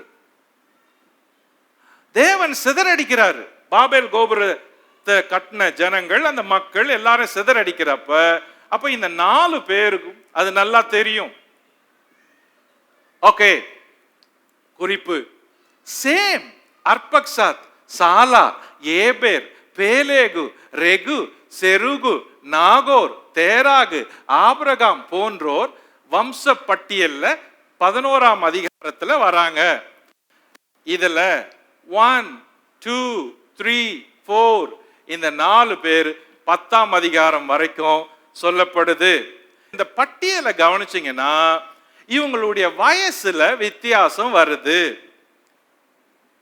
11ஆம் அதிகாரத்துல வர 10 பேர் வயசு வித்தியாசம் அதிகமா வருது. அதுவும் எப்படி வயசு வித்தியாசம்? இந்த 1 2 3 4 இந்த 4 பேருக்குமே அதிகமான வாழ்நாள் இருக்குது. இங்க வர பேலேகுக்கு கீழே வர எல்லாருக்குமே வாழ்நாள் குறையுது. அதாவது பாபேல் கோபுர கட்டுமான பணி சிதறடித்தலுக்கு பிறகு பூமியில மனுஷனுடைய ஆயுசு காலத்தை தேவன் குறைக்கிறாரு. கட்டுமான பணிக்கு முன்பு வர நல்ல ஆயுசு காலம் இருந்துச்சு. அதுலயும் இன்னொன்னு, ஜலப்பிரளயத்துக்கு முன்பு அதிகமான நாட்கள் வாழ்ந்தாங்க. ஜலப்பிரளயத்துக்கு பின்னால அவங்க வாழ்ந்தது போல வாழல, அதுலயும் குறையுது. ஓகே, இப்ப கவனிப்போம். ஏபேர் பேலேகு காலத்துல பாபேல் கோபுர சிதறடித்தல் நடக்கிறது. ரெகு முதல் அவனுக்கு பின் வரும் அனைவரும் பாபேல் கோபுர சிதறடித்தலுக்கு பிறகு வருகிறார்கள். அதாவது பாபேல் கோபுர சம்பவம் வரை இருக்கும் சேம், அர்பக்சாத், சாலா, ஏபேர், பேலேகு ஆகியோரின் வயது அதிகம். பாபேல் கோபுர சம்பவத்துக்கு பிறகு இருக்கும் ரெகு, செருகு, நாகோர், தேராகு, ஆபிரகாம் போன்றோரின் வயது குறைவு. இப்போ குறிப்பு 5, ஆதியாகமம் 10:25 பேலேகு என்பவனுடைய பெயர் வருது. பேலேகு என்பவனின் நாட்கள்ல பூமி பகுக்கப்பட்டது. பேலேகுன்னா பொருள் என்ன? To split, to be divided அப்படின்னு பொருள். அதாவது பிரி அல்லது பிரிக்கப்பட்டிருக்கும் என்பதாகும். இவ்விதம் பெயர் இருக்கிறதுனால பாபேல் கோபுர கட்டுமான பணி இவன் நாட்கள்ல தான் சிதறடிக்கப்பட்டு அதுக்கப்புறம் பூமியில ஜனங்க பிரிஞ்சத இவனுடைய நாட்கள்ல இருக்கும் என்ற பொருள் படும்படி அவன் பெயர் இருக்கிறது. இப்போ குறிப்பு 6, இந்த பேலேகுடைய தந்தை ஏபேர். அந்த லிஸ்ட் எப்பவுமே ஞாபகம் வச்சுக்கணும். இங்க பாருங்க, 1 2 3 4 5 நோவா, சேம், அர்பக்சாத், சாலா, ஏபேர். ஏபேர், இந்த ஏபேர் பேழையிலிருந்து புறப்பட்ட சேம் வம்சத்துல 3வது தலைமுறையில ஏபேர் வரான். பேழையிலிருந்து நோவா, சேம் 2 பேரும் வெளியே வராங்க. ஜலப்பிரளயம் முடிஞ்சதும் நோவா, சேம் வெளியே வந்ததும் அர்பக்சாத், சாலா, ஏபேர் அந்த 3 பேரும் பிறக்கிறாங்க. அதுக்கப்புறம் வரிசையா இப்போ இந்த ஏபேர் என்றால் அதற்கு எபிரேய பொருள் அபார். அதுக்கு பொருள் கடந்து செல்லுதல், எல்லை தாண்டுதல், அப்பாற்பட்ட என்று பொருள். To pass over, to region across, region across, beyond அப்படின்னு பொருள். அப்போ இந்த ஏபேருடைய காலத்துல ஜனங்க கடந்து போனாங்க, ரீஜன் ரீஜனா பிரிஞ்சு போனாங்க அப்படின்ற பொருள். அப்போ அதாவது பாபேல் கோபுரம் கட்டப்பட்டு சிதறடிக்கப்பட்ட பின் அவர் எல்லைகளை கடந்து போனது என்பதை குறிக்கிறது. அந்த நிகழ்ச்சியை அந்த பெயரின் பொருள் விளக்குது. ஏபேர், அபார், அதன டு பாஸ் ஓவர் அப்படின்னு. இப்ப பாருங்க, இன்னும் கொஞ்சம் குறிப்பு 8, இந்த ஏபேர் என்ற வார்த்தையிலிருந்து எபிரேயர் என்ற வார்த்தை வருது. இந்த எபிரேய பெயரு எபிரேய தேசத்தின் ஆதி பெயர். தாவீது நாட்கள்ல எபூசியர் அப்படின்னு அழைக்கப்படுது. ஆனா நம்ம அங்க போல, நம்ம ஆதியாகமம் 10 இருக்கிறோம். ஏபேருக்கு பிறகு ஆபிரகாமுக்கு எபிரேயனாகிய ஆபிரகாம் என பெயர் பெறான். ஆதியாகமம் 14:13 ஆபிரகாமுடைய பெயர் எபிரேயனாகிய ஆபிரகாம். அதாவது காடு அந்த எபிரேய சந்ததிய தெரிஞ்சு கொள்ள ஏபேரை தெரிஞ்சுக்கிறாரு. கவனிங்க, சேம், அர்பக்சாத், சாலா, ஏபேர். இந்த சேம் வழியில சேமுடைய தேவனாகிய கர்த்தருக்கு ஸ்தோத்திரம்னு நோவா அவனை ஆசீர்வதிச்சாரு. அப்போ தேவன் அர்பக்சாத்தை தள்ளி சாலாவை தள்ளிட்டு ஏபேரை தெரிஞ்சுக்கிறாரு. இந்த ஏபேர் தான் எபிரேய இனத்தின் தகப்பனா வரான். இந்த ஏபேருக்கு பிறகு ஆபிரகாம் அதை கேட்ச் பண்ணிட்டு ஃபாலோ பண்றான். அதனாலதான் தேவன் ஆபிரகாம அந்த எபிரேய இனத்தின் தகப்பனா பின்னாட்களை அறிவிக்கிறாரு. ஓகே, ஏன் அப்படின்னா தேவனை நம்புறவங்களை தேவன் தெரிஞ்சுக்கிறாரு. இந்த ஏபேர் நம்பனா, சேம் நம்பனா, சேமுடைய சந்ததியில ஏபேர் வரா. ஏபேருக்கு பிறகு அந்த பெயர் ஐடென்டி நேம் ஆபிரகாம் வருது. ஓகே, குறிப்பு 10, பாபேல் கோபுர கட்டுமான பணியின் போது இந்த ஏபேருடைய குடும்பம் அப்பகுதியில் குடியேறாமல் கிழக்கே குடியேறியது, அதாவது ஆரானில் குடியேறியது. ஆதி 10:30. ஆனாலும் இவன் சந்ததியாரில் ஒரு சிலர் மெசபடோமியா பகுதியிலேயே இருந்துட்டாங்க. கொஞ்சம் பேர் இங்கேயே இருந்துட்டாங்க, ஒரு ஒரு கூட்டம் மட்டும் அங்க போயிருச்சு. ஓகே, இப்போ ஜலப்பிரளயத்துக்கு முன்னும் பின்னும் மனுஷனுடைய வாழ்நாளை கவனிக்கணும். இப்ப கணக்கு போட போறோம். எப்ப இருந்தாலும் யூஸ் ஆகும். நான் இன்னைக்கு ஒரு முறை சொல்றேன், ஆனா 10 வருஷம் கழிச்சு கூட இந்த கணக்கு யூஸ் ஆகும். 50 வருஷம் கழிச்சு கூட இது உங்களுக்கு தேவைப்படும். அதனால கவனிப்போம். ஜலப்பிரளயத்துக்கு முன்பு மனிதனின் வாழ்நாள்: ஆதாம் 930, சேத் 912, ஏனோஸ் 905, கேனான் 910, மக்கலலேயேல் 895, யாரேத் 962,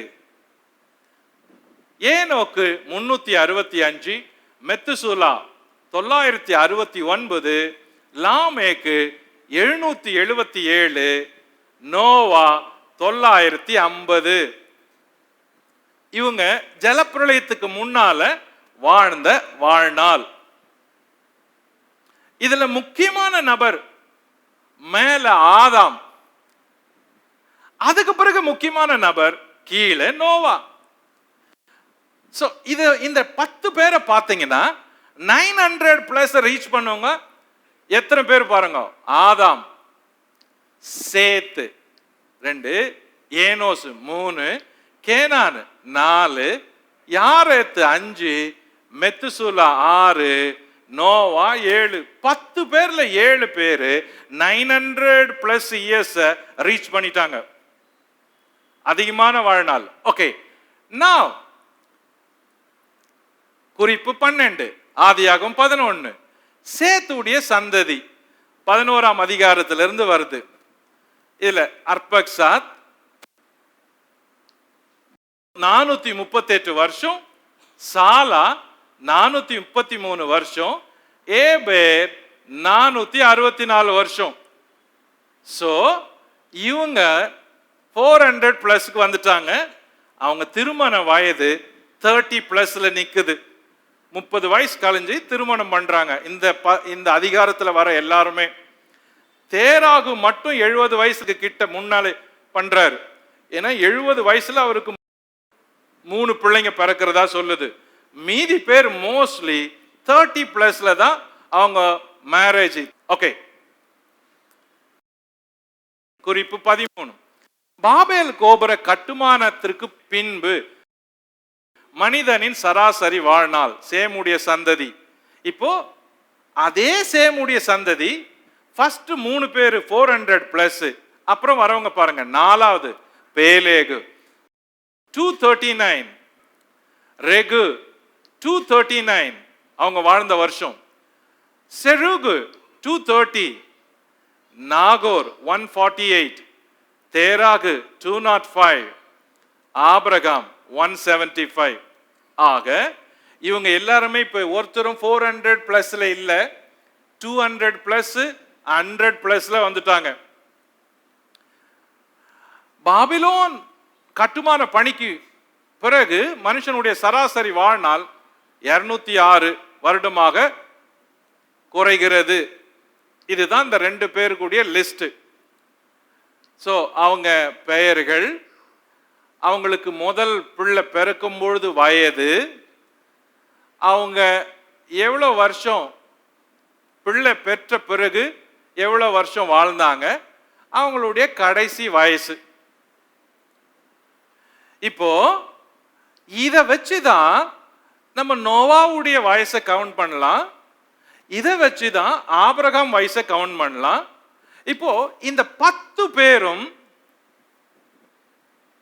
ஆதியாகமம் 11ஆம் அதிகாரத்துல சொல்லப்பட்டிருக்கிற 10 பேரும் ஆபிரகாமையும் பார்க்கறாங்க, ஒரு சிலர் ஈசாக்கையும் பார்க்கறாங்க.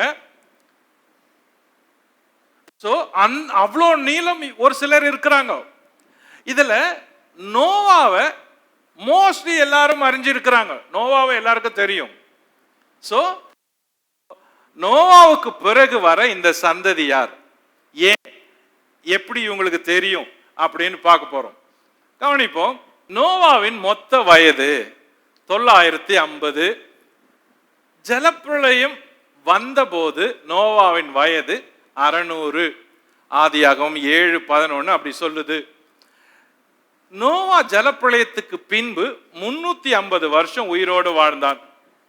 ஆதியாகமம் 9:28. கேர்ஃபுல்லா கவனிக்கணும். மேக்ஸ் இது லைஃப் ஏஜ் கவுண்ட் பண்றோம். நோவா 950 வருஷம் வாழ்றாரு. பெருவெள்ளம் அவர் காலத்துல வரும்பொழுது அவருக்கு வயசு 600. பெருவெள்ளம் வந்த பிறகு, ஜலப்பிரளயம் வந்த பிறகு 350 வருஷம் வாழ்றாரு. இந்த 350 வருஷத்துல ஆதியாகமம் 11ல வர சேத்தின் 10 வம்ச வழியில பெயர்கள் வராங்களே, அவங்களே இவங்க எல்லாரும் சந்திக்கிறாரு. எல்லாரும் இவருக்கு தெரியும். எப்படின்னு பார்ப்போம்.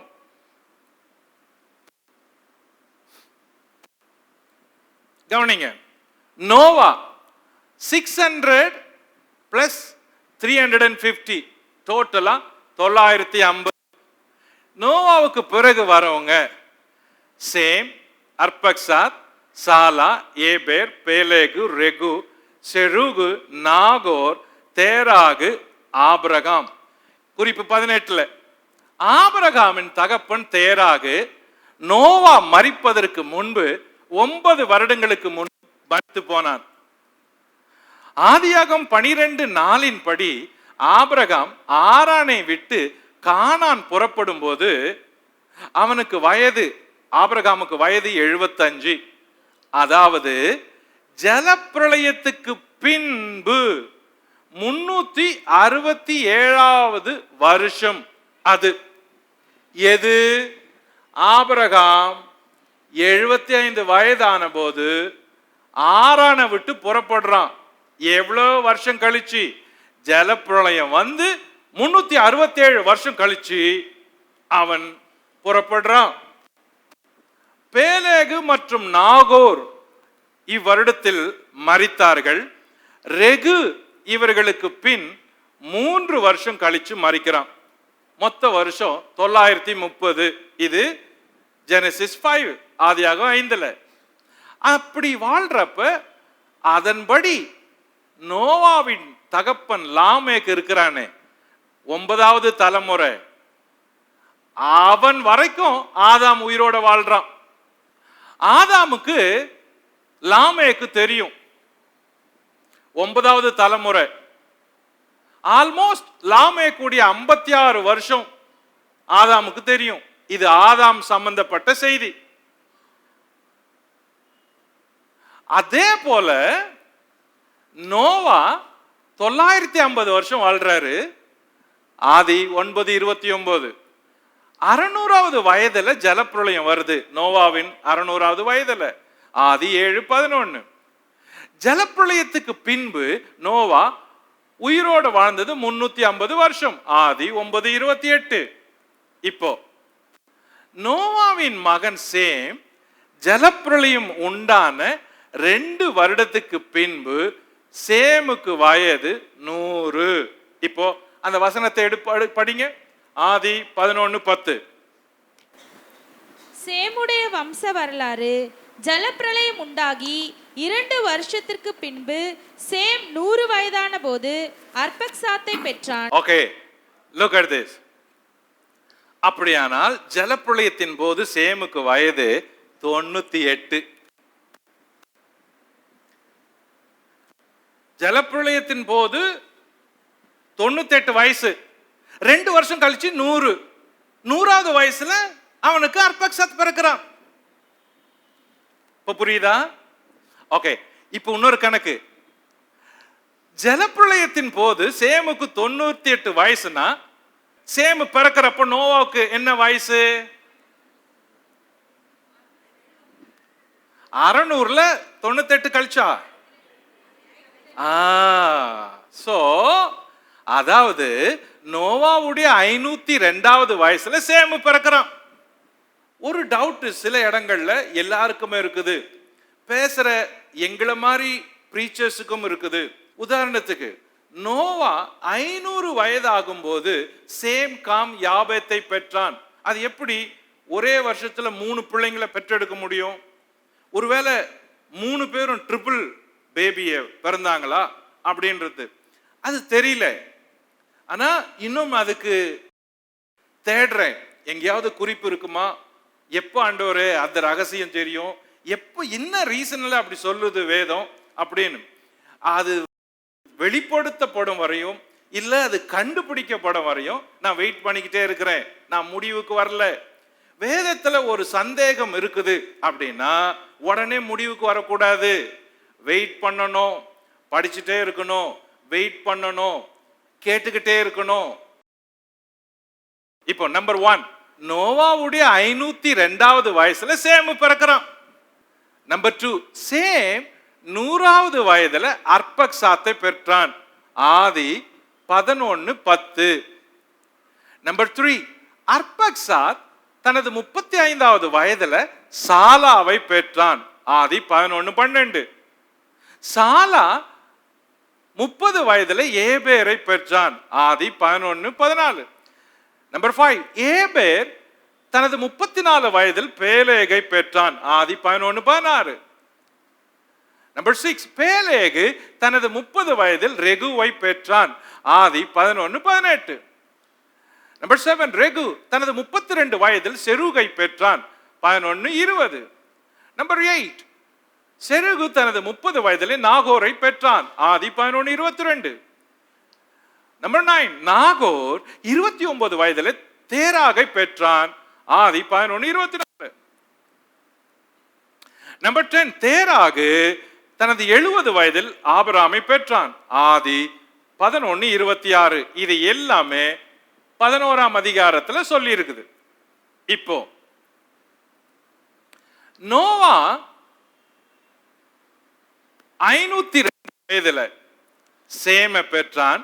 சேம் 100 வயதுல அர்பக்சாத்தை பெற்றான். அர்பக்சாத் 35 வயதுல சாலாவை பெற்றான். சாலா 30 வயதுல ஏபேரை பெற்றான். ஏபேர் 34 வயதுல பேலேகை பெற்றான். பேலேகு 30 வயதுல ரெகுவை பெற்றான். ரெகு 32 வயதுல செருகை பெற்றான். செருகு 30 வயதுல நாகோரை பெற்றான். நாகோர் 29 வயதுல தேராக பெற்றான். தேராகு 70 வயதுல 3 பேரு பிள்ளைகளை பெற்றெடுக்கிறான். இப்போ அதுக்கு முன்னாடி தேராகு வரைக்கும் இவ்வளவு வருஷத்தையும் கூட்டினா மொத்த வருஷம் 892. அந்த 892வது வருஷத்துல தான் ஆபிரகாம் பிறக்கிறான். எந்த 892? இந்த நோவாவுடைய 892வது வயதுல. நோவா மொத்த நாட்கள் 950. ஜலப்பிரளயத்துக்கு பிறகு 350 வருஷம் வாழ்றாரு. அந்த 350 வருஷம் வாழ்க்கையில அவருக்கு வயசு 892 வரப்ப ஆபிரகாம் பிறக்கிறார். இப்ப சொல்றது பாருங்க. அதாவது நோவாவின் 892வது வயதுல ஆபிரகாம் பிறக்கிறாரு. எப்படி இந்த லிஸ்ட்? சோ தேராகுக்கு ஆபிரகாம் பிறக்கிறாரு. அதாவது நோவாவின் மொத்த வயதான 950 892 கழிச்சா 58 ஆண்டுகள் மிச்சம் இருக்குது. அதாவது ஆபிரகாமின் வயது 58 வயது வரை நோவா வாழ்ந்துள்ளார். ஆபிரகாமுக்கு 58 வயசு வரைக்கும் நோவா உயிரோடு இருந்திருக்கிறாரு. ஏதாவது ஒரு பாயிண்டாவது புரியுதா உங்களுக்கு? அந்த மாதிரி ஏதாவது லேசா சொன்னா புரியுது, கொஞ்சம் வெயிட்டா சொன்னா யோசிக்கிற மாதிரி சொன்னா யோசிக்க வர மாட்டுது. ஸோ இப்போ பாருங்க, இது ஈஸியா இருக்கும். ஏன் இதெல்லாம் படிக்கிறோம்னா, நம்ம உள்ள போறதுக்கு முன்னாடி எனக்கு இந்த மாதிரி ஸ்டாட்டிஸ்டிக் பேஸ் ரொம்ப பிடிக்கும்.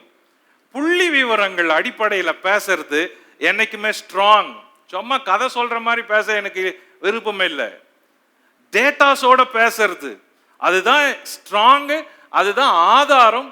வேதம் அப்படி பேசுது, பைபிள் பேசுதே.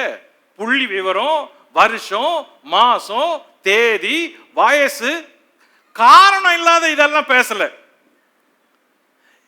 நம்ம நினைச்சுக்கிறோம் அவங்க பேரு, வருஷம், வாழ்ந்தது, திருமணம் பண்ணது, மரிச்சது, எதுக்கு இதெல்லாம் இருக்குதுன்னு. ஆனா ஆராய்ச்சி பண்றப்போ ஆச்சரியமா இருக்குது. இப்ப கவனிங்க, ஒவ்வொன்றும் ஒவ்வொரு புள்ளி சொல்லுது. இப்போ நோவா உயிரோடு இருக்கிறாருன்னு தெரியுது ஆபிரகாம் காலம் வரைக்கும். ஓகே, சேம் பிறக்கும் போது நோவாவின் வயது 500. உதாரணத்துக்கு இப்போ அது 5:32 சொல்லுது. ஜலப்பிரளயம் வரும்போது நோவாவின் வயது 600. ஆதி 7:11. அர்பக்சாத் பிறக்கும் போது நோவாவின் வயது 602. சேலா பிறக்கும் போது நோவாவின் வயது 637. ஏபேர் பிறக்கும் போது நோவாவின் வயது 667. நோவா ஜலப்பிரளயத்துக்கு பின்னாடி செத்துட்டு தான் நினைக்க கூடாது. நோவா தம் பிள்ளைங்களை ஆசீர்வாதம் கொடுத்துட்டு பிறகு அவர் பத்தி எந்த நியூஸும் இல்லை. ஆனா அவர் உயிரோடு இருக்கிறாரு. எப்படி? இந்த புள்ளி விவர கணக்கு தெரிஞ்சாதான் அவர் உயிரோடு இருக்கிறாருன்னு தெரியும், இல்லாட்டி தெரியாது. ஓகே, இப்போ ஏபேர் பிறக்கும் போது நோவா இருக்கிறாரு, அவருக்கு வயது 667. நம்பர் 6, பேலேகு பிறக்கும் போது நோவாவின் வயது 701. நம்பர் 7, ரெகு பிறக்கும் போது நோவாவின் வயது 731. நம்பர் 8, செருகு பிறக்கும் போது நோவாவின் வயது 763. நம்பர் 9, நாகோர் பிறக்கும் போது நோவாவின் வயது 793. தேராகு பிறக்கும் போது நோவாவின் வயது 822. ஆபிரகாம் பிறக்கும் போது நோவாவின் வயது 892. சோ நோவா வயசு இன்னும் முடியல, ஏன்னா 950 தான் முடியணும். இப்போ அவருக்கு இன்னும் வயசு மிச்சம் இருக்குது. இங்க பாருங்க, இவ்வளவு நேரம் இவங்கெல்லாம் பிறக்கும் போது நோவாவின் வயது என்ன அப்படின்னு பார்த்தோம். இப்போ நோவா மரிக்கும் போது அவன் சந்ததியார்ல யாரெல்லாம் இருந்தாங்க, அப்போ வயசு என்ன? இப்ப நோவா மரிக்கும் போது நோவா வாழ்ந்த மொத்த ஆண்டுகள் 950. நோவா ஜலப்பிரளயத்துக்கு முன் வாழ்ந்தது 600 வருடம். நோவா ஜலப்பிரளயத்துக்கு பின் வாழ்ந்தது 350 வருடம். நோவா மரிக்கும் பொழுது அவன் சந்ததியாரின் வயது, நோவா மரிக்கும் போது சேமின் வயது 450. சேம் மொத்தம் வாழ்ந்தது 602. ஆனா சேமுடைய 450வது வருஷம் நோவா மரிக்கிறாரு. நோவா மரிக்கும் போது அர்பக்சாத்தின் வயது 348. அர்பக்சாத் 438 வருஷம் டோட்டலா வாழ்றான். ஆனா அவனுடைய 348வது வயதுல நோவா மரிக்கிறாரு. நோவா மரிக்கும் போது சாலாவின் வயது 313. நோவா மரிக்கும் போது ஏபேரின் வயது 283. ஏபேருக்கு பிறகு பேலேகு தானே. பேலேகு கொஞ்சம் சீக்கிரம் மரிச்சிடறான். பேலேகு மரிக்கும் போது அவன் வயது 239. அப்பொழுது நோவாவின் வயது 940. அதாவது நோவா மரிப்பதற்கு 10 வருஷங்களுக்கு முன்பே பேலேகு மரித்து விடுகிறான். இது எல்லாமே 11ஆம் அதிகாரத்தில் வர வயசு ஆண்டு குறிப்பு, அதை பேஸ் பண்ணி கணக்கு பண்றோம். இப்போ பேலேகு மொத்த ஆயுசு நாட்கள் 239, அவன் மரித்தான் அப்படின்னு படிச்சிடுறோம். ஆனா நோவா உயிரோடு இருக்கிறாரு. சோ நோவாவுக்கு முன்னாடியே பேலேகு மரிக்கிறான். நம்பர் 9, நோவா மரிக்கும் போது ரெகுவின் வயது 219. நோவா மரிக்கும் போது செருகுவின் வயது 187. நாகோர் மரிக்கும் பொழுது அவன் வயது 148. நாகோர் அவன் ஒருத்தர் சீக்கிரமா மரிச்சிடுறான், நாகோர். அப்பொழுது நோவாவின் வயது 941. அதாவது நோவா மரிப்பதற்கு 9 ஆண்டுகள் முன்பே நாகோர் மரித்து விடுகிறான். ஓகே, நோவா மரிக்கும் போது தேராகுவின் வயது 128. நோவா மரிக்கும் போது ஆபிரகாமின் வயது 58. அப்ப 58 வயசு ஆபிரகாமுக்கு இருக்கிறப்ப நோவா மரிக்கிறாரு. ஆபிரகாம் மொத்தம் வாழ்ந்தது 175 வருஷம். ஆபிரகாமுடைய 175 வயதுல அவர் வாழ்க்கை சரித்திரம் வேதத்துல சொல்லப்பட்டிருக்குது. அதனால தான் நான் முதல்ல சொன்ன பெயரை ஒழுங்கா படிச்சிங்கன்னு சொன்னேன். அதனால தான் வாய் விட்டு படிங்கன்னு சொன்னேன். ஏன்னா இவங்க எல்லாருமே அந்த லிஸ்ட்ல இருந்து வரவங்க தான். திரும்ப திரும்ப அந்த 10 பேர்லயே இருக்கிறோம். இப்போ அடுத்த குறிப்பு, வயது குறிப்பு, ஆபிரகாம மையமா கொண்ட குறிப்பு. முதல்ல நோவாவை மையமா கொண்ட குறிப்பை பார்த்தோம். நோவா மரிக்கும் போது மற்றவங்களுக்கு என்ன வயசுன்னு பார்த்தோம். முதல்ல நோவாவுடைய சந்ததியில வர பிள்ளைங்க பிறக்கும் போது நோவாவுக்கு என்ன வயசு, அதுக்கு பிறகு நோவா சந்ததியில வரவங்க எல்லாம் வாழ்றாங்க. அப்போ நோவா மரிக்கிறாரு. அவர் மரிக்கும் போது அந்த சந்ததியில இருக்கிறவங்களுக்கு என்ன வயசு. இப்போ ஆபிரகாம மையமா இருக்கிற குறிப்பு. நம்பர் 1, ஆபிரகாம் பிறக்கும் பொழுது நோவாவின் வயது 892. நம்பர் 2, ஆபிரகாம் பிறக்கும் போது சேமின் வயது 392. நம்பர் 3, ஆபிரகாம் பிறக்கும் போது அர்பக்சாத்தின் வயது 290. நம்பர் 4, ஆபிரகாம் பிறக்கும் போது சாலாவின் வயது 255. நம்பர் 5, ஆபிரகாம் பிறக்கும் போது ஏபேரின் வயது 225. நம்பர் 6, ஆபிரகாம் பிறக்கும் போது பேலேகின் வயது 191.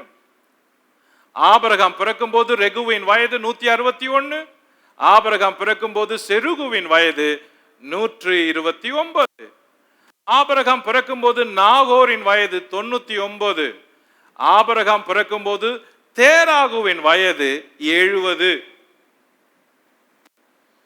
ஓகே, இப்போ ஆபிரகாம தேவன் அழைக்கிறாரு. அழைக்கும் போது வயது 75 ஆபிரகாமுக்கு. அப்போ ஆபிரகாம அழைக்கிறப்ப இந்த 11ஆம் அதிகாரத்துல வர பல நபர்கள் இருக்கிறாங்களே, அதுல ஒரு சிலர் இருக்கிறாங்க, ஒரு சிலர் இல்ல. பாருங்க, தேவன் ஆபிரகாம அழைக்கும் பொழுது ஆபிரகாமுக்கு வயது 75.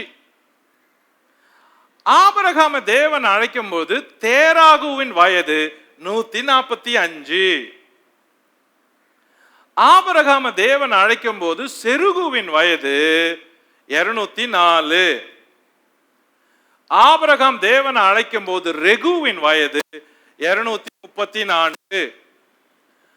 ஆபிரகாம தேவன் அழைக்கும் போது ஏபேரின் வயது 300.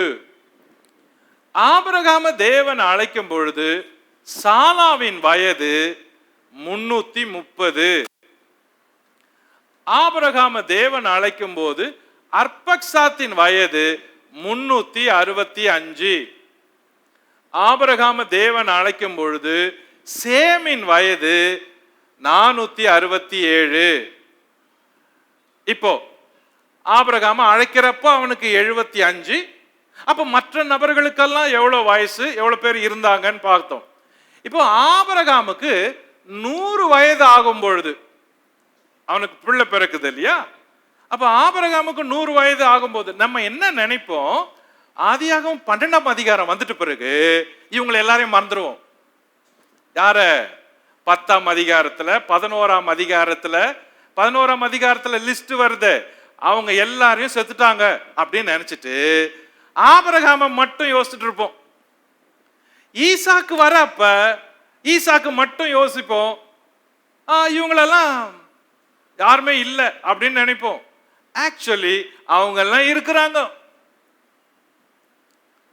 வாசகன் மனநிலை வேற, ஆராய்ச்சி செஞ்சு படிக்கிறப்ப ஆதாரம் வேற. இப்போ ஆபிரகாம் பிறக்கிறப்ப என்ன வயசுன்னு பார்த்தோம், ஆபிரகாம தேவன் அழைக்கிறப்ப 75 வயசு. அப்போ மற்றவங்களுக்கு என்ன வயசுன்னு பார்த்தோம். ஆபிரகாமுக்கு பிள்ளை பிறக்கிறப்ப 100 வயசு. அப்போ மற்றவங்களுக்கு என்ன வயசு? இப்போ நம்பர் 1, ஆபிரகாமுக்கு 100 வயது ஆகும்பொழுது தேராகுவுக்கு வயசு 170. எப்படி? தேராகுக்கு 70 வயது இருக்கும் போது தான் ஆபிரகாமே பிறகுறாரு. இப்ப ஆபிரகாமுக்கு 100 வயசுனா தேராகுக்கு 170 வயசு. ஓகே. நம்பர் 2, ஆபிரகாமுக்கு 100 வயது ஆகும்போது செருகுவின் வயது 229. அப்ப அவங்க எல்லாம் இருக்கிறாங்க. நம்பர் 3, ஆபிரகாமுக்கு 100 வயது ஆகும்போது ஏபேரின் வயது 325. நம்பர் 4, ஆபிரகாமுக்கு 100 வயது ஆகும்போது சாலாவின் வயது 355. நம்பர் 5, ஆபிரகாமுக்கு 100 வயது ஆகும்போது அர்பக்சாத்தின் வயது 390. ஆபிரகாமுக்கு 100 வயது ஆகும்போது சேமின் வயது 492.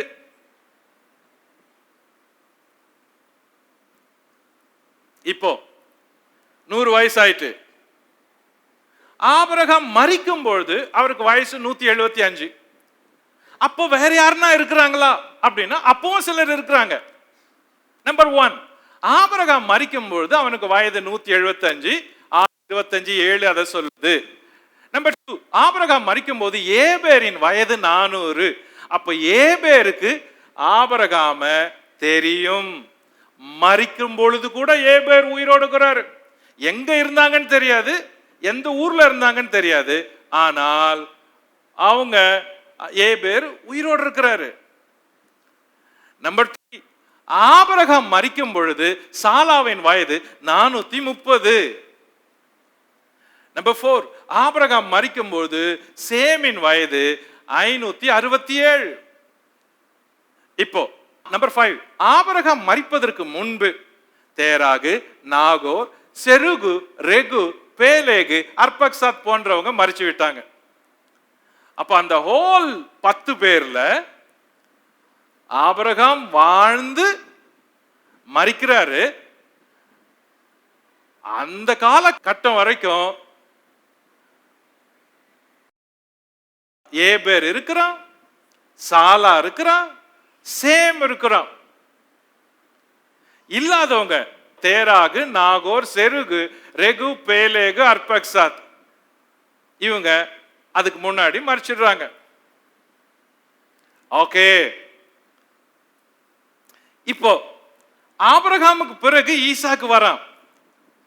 நம்ம என்ன நினைப்போம், டோட்டலா இந்த 4 பேரை பத்தி படிக்கிறப்ப ஆபிரகாம் கிட்ட வந்ததும் ஈசாக்கு படிப்போம், ஈசாக்கு படிக்கிறப்ப ஆபிரகாம மறந்துடுவோம். ஈசாக்கு கிட்ட இருந்து யாக்கோபு கிட்ட படிக்கிறப்ப ஈசாக்கு ஆபிரகாம் 2 பேரையும் சேர்த்து விட்டு மறந்துடுவோம். யோசேப்பு கிட்ட போறப்ப யாக்கோபு, ஈசாக்கு, ஆபிரகாம் 3 பேரையும் சேர்த்து மறந்துடுவோம். ஆனா ஈசாக்கு பிறந்த பிறகு கூட ஆதியாகமம் 10ஆம் அதிகாரத்துல வர வம்ச அட்டவணையில வாழ்றவங்க ஒரு சிலர் இருக்கிறாங்க. கவனிப்போம். இப்ப இங்க பாருங்க, ஈசாக்கு பிறக்கும் பொழுது அவன் முன்னோரின் வயது. அப்ப இதுல இருந்து என்ன தெரியுது, ஈசாக்க படிக்கிற அப்ப கூட அவங்க முன்னோருங்க இருந்தாங்க அப்படின்னு தெரியுது. ஈசாக்கு பிறக்கும் போது ஆபிரகாம் வயது 100.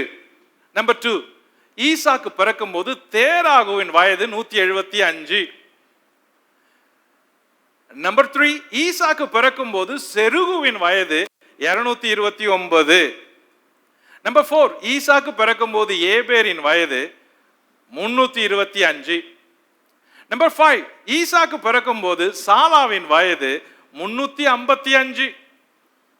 நம்பர் 6, ஈசாக்கு பிறக்கும் போது அர்பக்சாத்தின் வயது 390. நம்பர் 7, ஈசாக்கு பிறக்கும் போது சேமின் வயது 492. இப்போ இவ்வளவு பேரும் ஆபிரகாமுக்கு பிறகு ஈசாக்கு வந்த பிறகு கூட உயிரோடு இருக்கிறாங்க. இந்த ஆதியாகமம் 11ஆம் அதிகாரத்துல வர 10 பேர் இருக்கிறாங்களே, அந்த 10 பேர்ல. சோ ஈசாக்குக்கு தேராகு, செருகு, ஏபேர், சாலா, அர்பக்சாத், சேம், இவ்வளவு பேரும் தெரியும். ஓகே, ஈசாக்கு மையமா வைத்து அவன் முன்னோர்களுடைய வயது குறிப்பு. ஈசாக்கு இங்க பாருங்க, ஈசாக்கு இப்ப சென்டர் பண்றோம், ஒவ்வொருத்தரா சென்டர் பண்ணிட்டே வரோம், மற்றவங்களை பார்க்கிறோம். இப்ப ஈசாக்கு கிட்ட வந்திருக்கிறோம். ஈசாக்குக்கு ஏசா யாக்கோபு பிறக்கும் போது வயது 60. யாருக்கு? ஈசாக்குக்கு. ஓகே, ஆதி 25, 26. நம்பர் 2, ஈசாக்குக்கு பிள்ளைகள் பிறக்கும் போது ஆபிரகாமுக்கு வயது 160. எப்படி? 100 வயசுல ஈசாக்கு பிறக்கிறான்.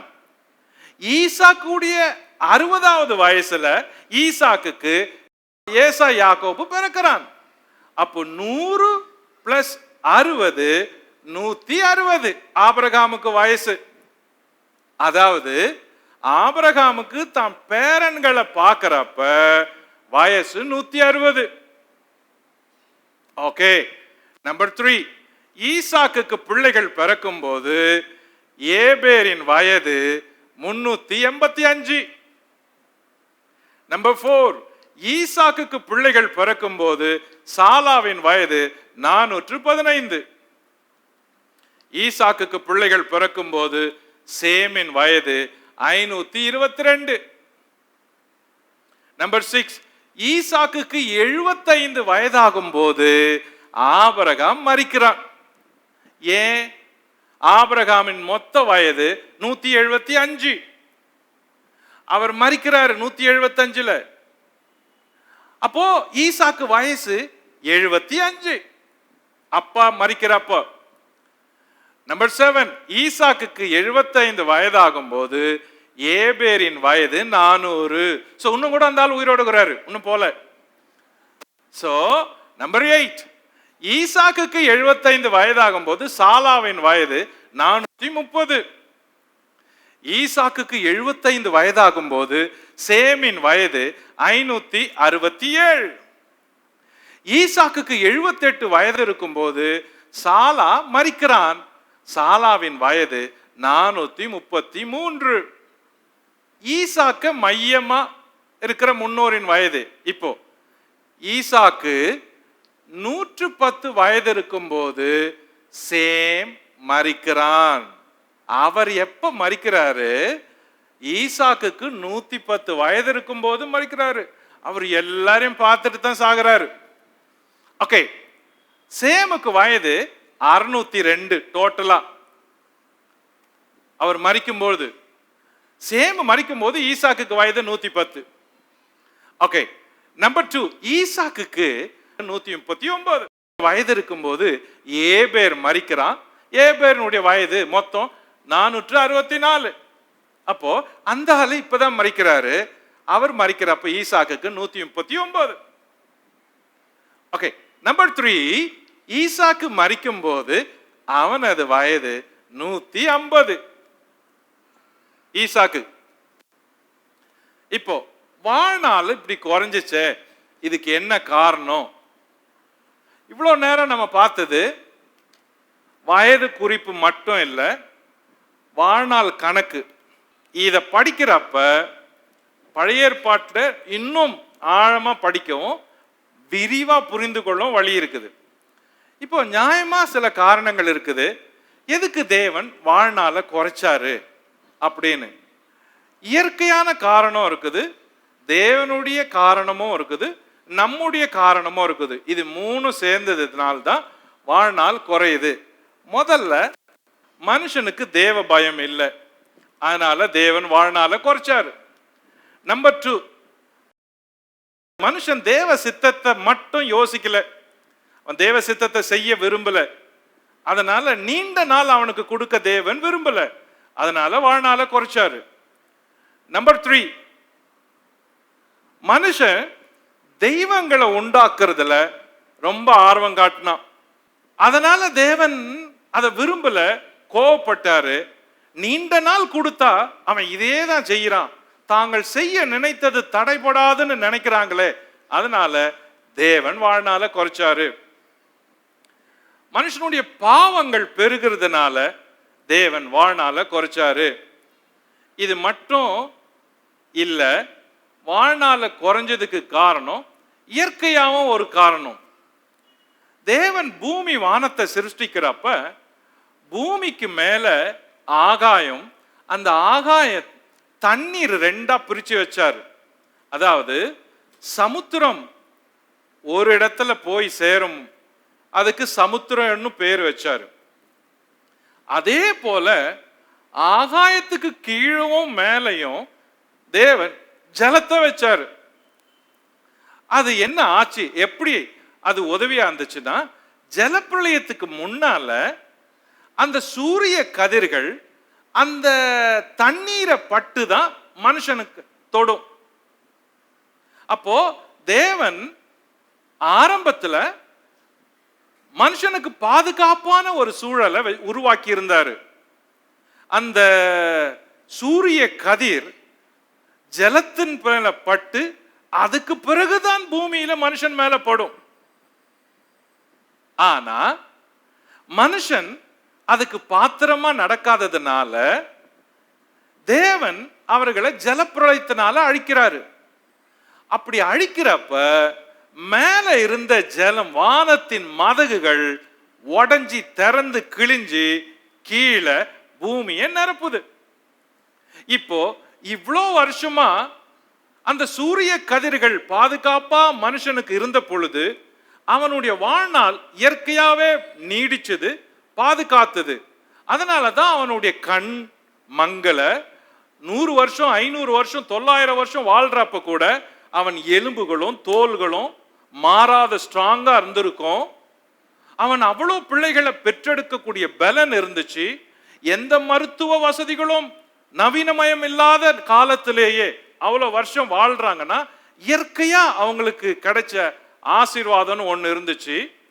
அப்போ அந்த சூரிய கதிர்கள் மனுஷனை சந்திக்கிறப்ப அந்த ஜலப்பிரளயத்துக்கு பின்னால அந்த ஜலம் மறைவு இல்லாம, மறைக்கப்பட்ட ஜலம் இல்லாம நேராவே சந்திக்குது. இதனால அவன் நேராவே பாதிக்கப்படுறான் இயற்கையா. இது ஒரு பெரிய மாற்றம். இத தேவன் வாழ்நாள குறைக்கிறதுக்காக அதை எடுத்துட்டாரு. இப்ப கூட ஒரே ஒரு மறைப்பு தான் இருக்குது, ஓசோன் மண்டலம் அப்படின்னு சொல்றாங்க. ஓசோன் கதிர்கள் பூமியில படக்கூடாது, அதனால ரொம்ப இயற்கைக்காக எல்லாரும் கவனமா இருக்கணும், சுற்றுச்சூழல் பாதிக்கப்படுது அப்படின்னு சொல்றப்ப காதல விழல. ஏன் அப்படின்னா இப்ப ஒரே ஒரு கவர் தான் அந்த ரேஸை தடுக்குது. அந்த ஓசோன் கதிர்களை பூமியை மறைச்சு இருக்கு. சோ தேவன் ஜலப்பிரளயத்துக்கு பிறகு அந்த ஜலத்தினால கட்டி வைக்கப்பட்டிருந்த மறைவை எடுத்துட்டாரு. எல்லா மதகுகளும் உடைஞ்சிருச்சு, பூமி நிரப்பிடுச்சு, மலைகள் நிரம்புற அளவுக்கு ஜலம் வந்துருச்சு பூமி முழுசும். அப்ப எவ்வளவு ஜலம் இருந்திருக்கும்? அதுதான் அறிவியல் பூர்வமான காரணம். ஜலப்பிரளயத்துக்கு முன்பு பூமிக்கு மேல் தேவன் வைத்த தண்ணீரிலான பாதுகாப்பை தேவன் ஜலப்பிரளயத்தின் போது நீக்கிவிட்டார். இதனால் பூமியை பாதுகாத்த UVA கதிர், UVB கதிர், UVC கதிர் போன்றவை நீங்கியதால் இயற்கையாக மனுஷனுக்கு இருந்த பாதுகாப்பு, வாழ்நாள் நீடிப்பு குறைந்தது. தற்பொழுது ஓசோன் கதிர் மட்டுமே பூமியை வெப்பத்திலிருந்து காக்கிறது. இந்த வெப்பத்தினாலும் மனுஷனுடைய வாழ்நாள் இயற்கையாக குறைகிறது. சோ தேவன் மனுஷனுக்கு ஏன் ஆயுசுனால குறைச்சாரு அப்படின்னு கேட்கிறப்ப பதில் சொல்றதுக்கு இவ்வளவு பெரிய ஹிஸ்டரி இருக்குது. அதுக்கு பிறகு வரவங்க, நோவாவுக்கு பிறகு ஆபிரகாம், ஆபிரகாமுக்கு பிறகு வர ஈசாக்கு, யாக்கோபு, யோசேப்பு வரைக்கும், அதுக்கு பிறகு யார் வந்தாலும் வருஷம் குறைஞ்சிட்டே போகுது, 100+ நிக்குது. எபிரேய மக்கள் வனாந்தரத்துல வரப்ப மோசே ஜெபிக்கிறாரு. மோசே என்ன ஜெபிக்கிறாரு? எங்கள் வாழ்நாட்கள் 70 வருஷம், பலத்தின் மிகுதினால் 80 வருஷம். சோ மோசே காலம் வரப்ப 70 80ன்னு ஏன் மோசே குறிப்பிடுறாருன்னா, அந்த எகிப்திலிருந்து வந்தவன் வனாந்தரத்துல 70 80 வயசை தாண்டல. அப்போ வாழ்நாள் குறைகிடுது. சோ இன்னைக்கும் மனுஷனுடைய வாழ்நாள் குறைஞ்சதுக்கு காரணம் தேவன் நீட்டிக்க விரும்பல. சிலரெல்லாம் ஆண்டவர் நீட்டிக்க விரும்பல, ஆனா ஏன்னு தெரியல, சிலரை ரொம்ப நீட்டி வச்சிருக்கிறாரு. அது சிலது போகும்னு பார்த்தா போக மாட்டுது, சிலதெல்லாம் ஏன் வாழுது அப்படின்னு நினைச்சப்ப வாழ்ந்துனே இருக்குது. ஒரு சிலர் அப்படி நினைச்சோம் ஆனா எடுத்துக்கினாரு. ஆனா ஒரு சிலரை வச்சிருக்கிறாரு, நல்லதுக்கு வச்சிருக்கிறாரு, சாட்சியா வச்சிருக்கிறாரு, வயசானாலும் சிலருக்கு பாடத்தை சொல்றதுக்காவது வச்சிருக்கிறாரு. வாழ்நாள் நீடிக்க பண்ணினவர் தேவன், வாழ்நாள குறைச்சதும் தேவன். சோ ஆதியாகம புஸ்தகத்துல இத மையமா பார்க்கிறோம். இப்போ அடுத்த வகுப்புல இருந்து இந்த நிகழ்ச்சியில 3வது குறிப்பை பார்க்க போறோம். அடுத்த பாடத்துல இருந்து பாருங்க, ஆதியாகமம் 11ஆம் அதிகாரத்துல பாபேல் கோபுர நிகழ்ச்சி. நம்பர் 2 சேமுடைய வம்ச வரலாறு. இவ்வளவு நேரம் பார்த்தது சேமுடைய வம்ச வரலாறு. 3வதா பார்க்க போறது தேராகுடைய வம்ச வரலாறு. சோ நம்ம இங்க இருந்து தேராகுடைய வம்ச வரலாறை தொடங்கணும்னா அதுக்கப்புறம் அது ஆபிரகாம் மைய பகுதியா போற சில சம்பவங்களை பார்க்க போறோம். இன்னைக்கு இங்க முடிக்கிறேன். அடுத்த மீட்ல உங்களை இந்த தேராகுடைய வம்ச வழியிலிருந்து தொடங்குறோம். ஏன் அப்படின்னா தேராகுடைய வம்ச வரலாறு 12ஆம் அதிகாரத்துல தொடர்ந்து போகுது. 11ல இருந்து 12க்கும் நீண்டுட்டு போகுது. அதனால தேராகுல இருந்து தொடங்கினா நம்ம 12ஆம் அதிகாரத்தை டச் பண்ண சரியா இருக்கும். இன்னைக்கு இந்த சேமுடைய வம்ச வரலாறோட அந்த முதல் பகுதியை முடிக்கிறோம். அப்புறமா நம்ம படிக்கிறப்ப ஆபிரகாம் ஹிஸ்டரி தொடங்கிட்ட பிறகு நம்ம சாப்டர் பை சாப்டரா வேகமா போயிடலாம். அதுல இவ்வளோ குறிப்புகளெல்லாம் நான் கொடுக்க மாட்டேன். ஞாபகம் இருக்கட்டும், நம்ம இவ்வளோ நாள் பார்த்த 11 அதிகாரம் எனக்கு தெரிஞ்சு என்னுடைய சந்தோஷமே இந்த 11 அதிகாரத்தை உங்களுக்கு ஒரு குறைவில்லாத மனப்பூர்வமா மன நிறைவா நான் உங்களுக்கு இன்னைக்கு வரைக்கும் நடத்தி கொடுத்துருக்கிறேன். ஏன் அப்படின்னு கேட்டா, இந்த நோட்ஸ் இருக்குது, இந்த ஹிஸ்டரி இருக்குது, ஜியோகிராஃபி இருக்குது, பா என்னால மறக்கவே முடியாது. நீங்க நினைக்கலாம், நீங்க எழுதுறதுக்கு கஷ்டப்படலாம், கவனிக்க கஷ்டப்படலாம், வரத்துக்கு கூட கஷ்டப்படலாம். ஆனா இந்த குறிப்புகளும் இந்த டீச்சிங்கும் எங்கேயும் கிடைக்காது. இன்னொரு தடவை எனக்கு ஒரு சான்ஸ் மறுபடியும் நான் இங்கிருந்து தொடங்கணும்னா நான் இந்த மாதிரிலாம் பேச மாட்டேன், அது எனக்கு நல்லா தெரியும். அதனால 11th சாப்டர் வரைக்கும் எனக்கு உதவி செஞ்ச என் தேவனுக்கு நான் தலை வணங்கி நன்றி சொல்றேன். அவருக்கே மகிமை உண்டாவதாக.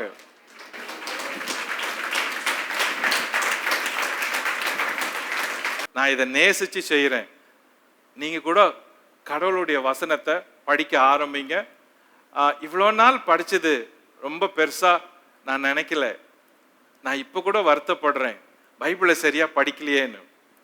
ரொம்ப வேதனைப்படுறேன், ஜனங்களுக்கு எல்லாருக்கும் தெரியலையேன்னு.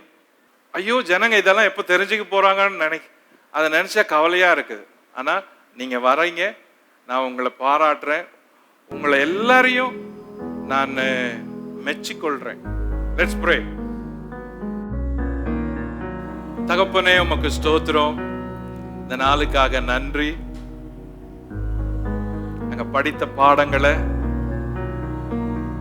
எங்கள் இருதயத்துல பதிய வைங்கப்பா,